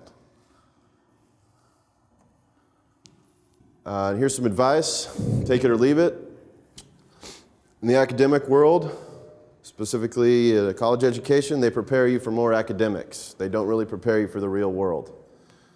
I went to school for 4 years at KU, and I started working at Ceva probably 3 months after I graduated, and I had no skills that I needed to work at Ceva. I had a baseline of education with biologics, but none of it was needed. You should always have a backup plan.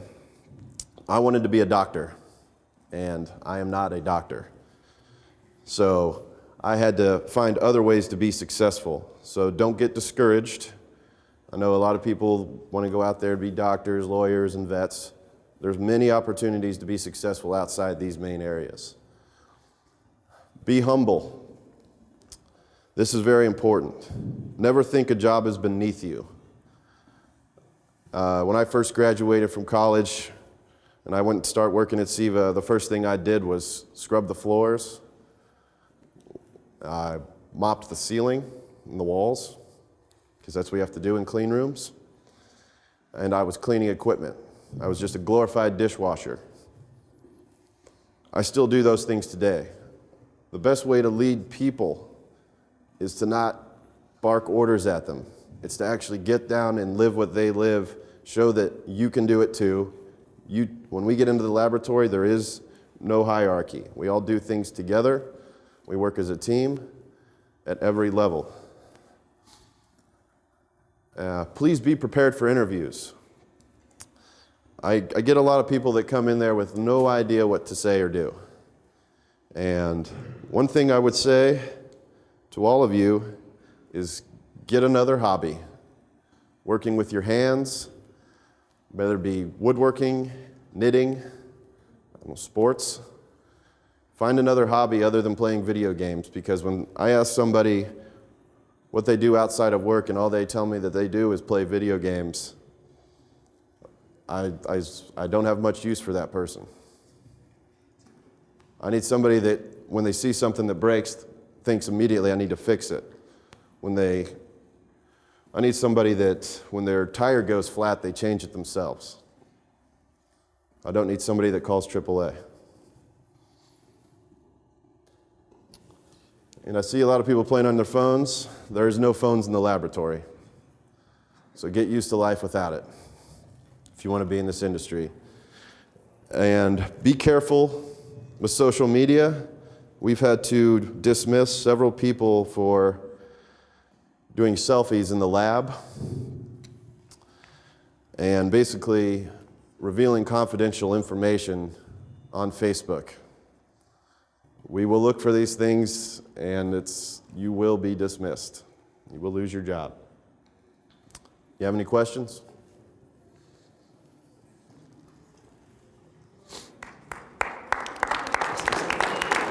Hey, buddy.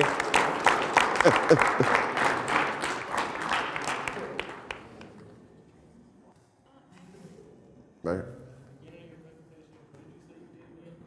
I am the department head of the custom vaccine department. So with custom vaccines, when we have an outbreak in a farm, or basically sometimes you'll have a whole region of the United States with an outbreak and none of the vaccines work, we'll isolate whatever bacteria or virus is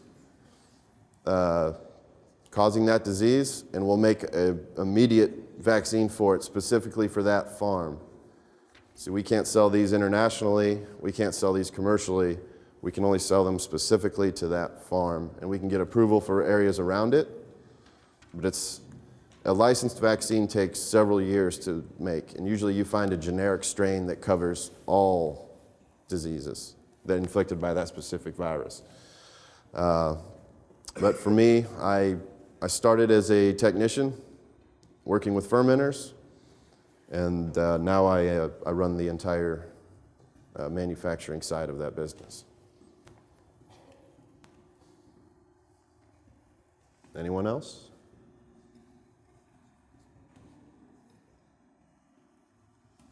Well, thank you.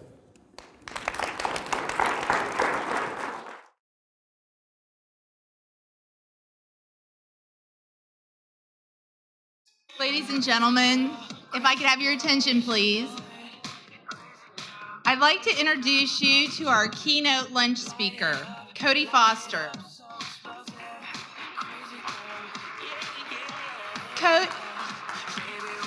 Cody is a lifelong Kansan and a proud Washburn alum. Cody, along with 2 other Washburn alumni, founded Advisors Excel, an incredibly successful marketing company that works in the financial services industry. We're gonna get the music turned off, I'm sure. Thank you. This business is headquartered right here in Topeka and employs more than 450 people. Cody is also instrumental in the creation of the Cyrus Hotel in downtown Topeka. We're thrilled to have him here to talk with you today about being an entrepreneur and being successful. Please give a warm welcome to Cody Foster.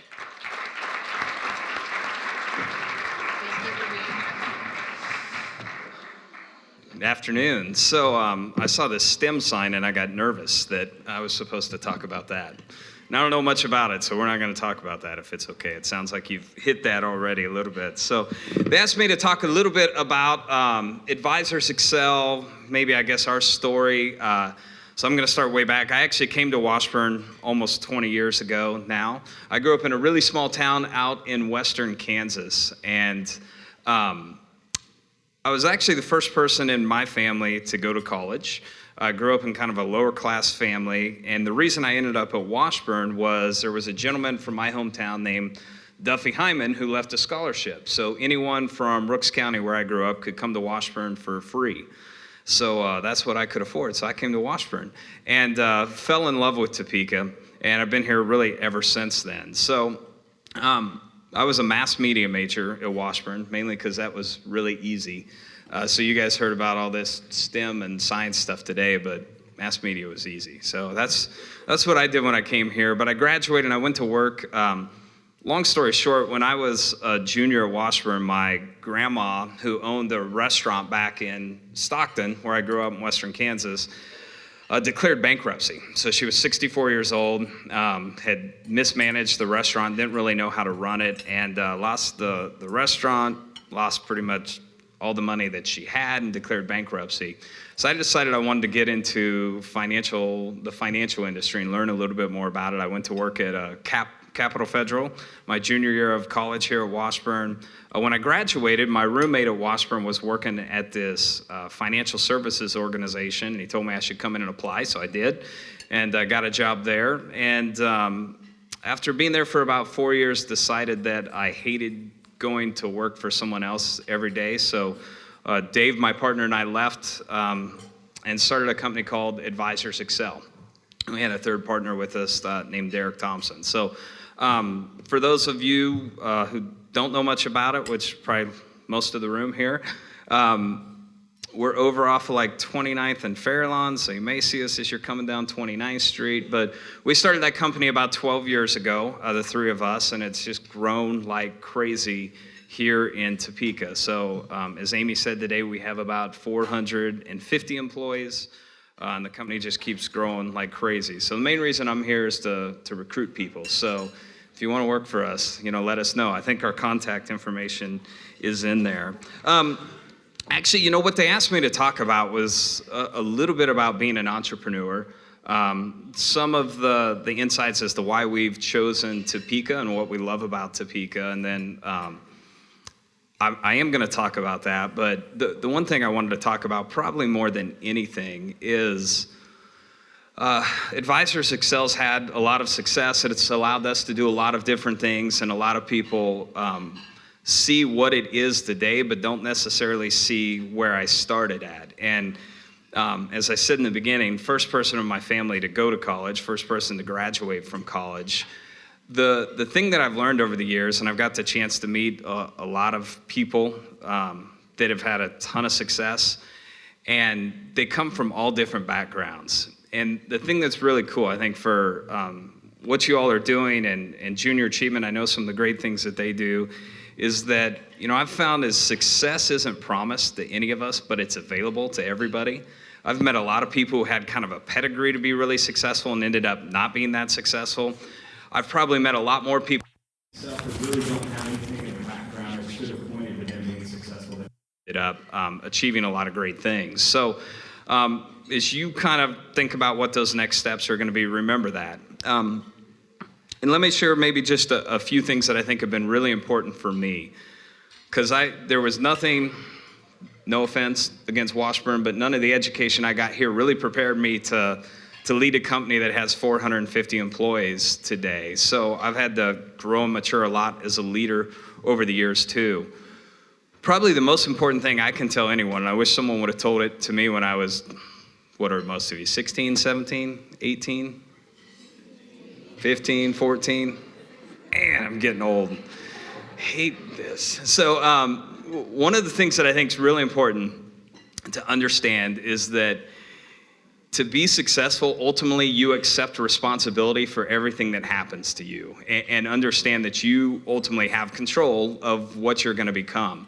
And that's an important thing that I didn't really understand early on, but I've learned over the years, is that ultimately you're responsible for the outcome of your life. And no matter where you've been or where you're going, you have the control over that. So let me share a few things that have been really important to me as I've tried to grow and mature as an entrepreneur and a leader. The first, I was telling someone this morning, they were asking, the most valuable thing that I've ever done is figured out how to accelerate my learning. And what I mean by that is whether it's being an entrepreneur, being a dad, being a husband, whatever it is, there's a lot of things that I realize I don't know, but there's a lot of incredible resources that I can go study. So the most important thing is to accelerate that learning and get there as quick as you possibly can. The most powerful thing I've ever done is read and read a lot. If there's one thing that the most successful people I've ever met in common have, it's that they read a lot. So I would encourage you all to do that. Another really important thing is, I call this, how would I say it? Front of stage versus back of stage. So a lot of people see Advisors Excel and what it is today, but they don't see all the steps that it took to get there. One of the worst things that you can do is compare yourself to other people because you don't have the opportunity or you don't have the perspective to see what those people have gone through in their life. So the most, I say all the time, the thing that's helped us probably the most is working hard, so don't overlook that from that standpoint. And then the final thing, on top of making sure that I read a lot, that I try and work really, really hard, is surround yourself with great people. John Wooden, this is such a young group. Does anyone in here know who John Wooden is? So, no, a few. So John Wooden's the most successful college basketball coach of all time. He was the head coach at UCLA and won all these games. He has this great quote, and he says, "You'll never outperform your inner circle."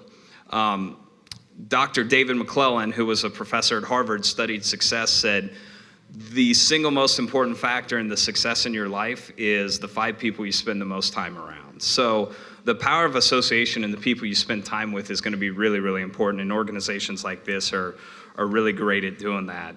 But then there's a secret weapon that I think adds it all in, and the people that I've met that are the most successful in life also tend to be the most generous people in life. So if you really want to achieve and get a lot more, give a lot more, the more generous you are with your time with other people, the more powerful and important that's going to be for you. So a few of the things they asked me to talk about were Topeka. Topeka, I say all the time, has been our secret weapon at Advisors Excel.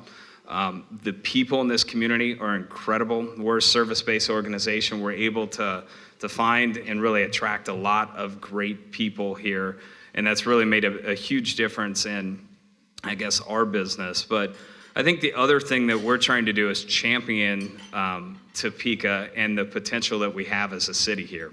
And I think I think we're on the verge of some really great things here as a community. You know, as you grow a little bit older, what you'll learn to appreciate is Topeka has a lot of amazing attributes here. And there are some things that I think we can do better. Part of the reason they mentioned the Cyrus Hotel that I'm kind of spearheading the efforts on, and we're doing multiple projects downtown, or will be doing multiple projects down there, is developing some sort of entertainment district here in Topeka is really, really important. I think not only for the businesses that are here today, but for all you young kids that are here. As a business leader in this community, we want to make sure that we keep you here in Topeka. And creating an environment that we can do some things like that is really important from that standpoint. So the other thing I would say is going to Washburn, it's been a while since I've been here. It really is an incredible university from the standpoint of the size of the school is a huge advantage, being able to get to know people and connect.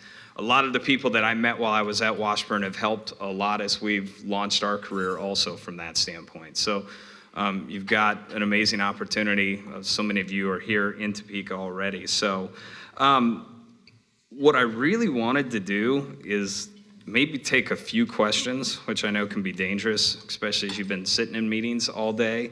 But are there any questions on anything I can answer? Anything you've heard today? Anything that you want to hear or know about?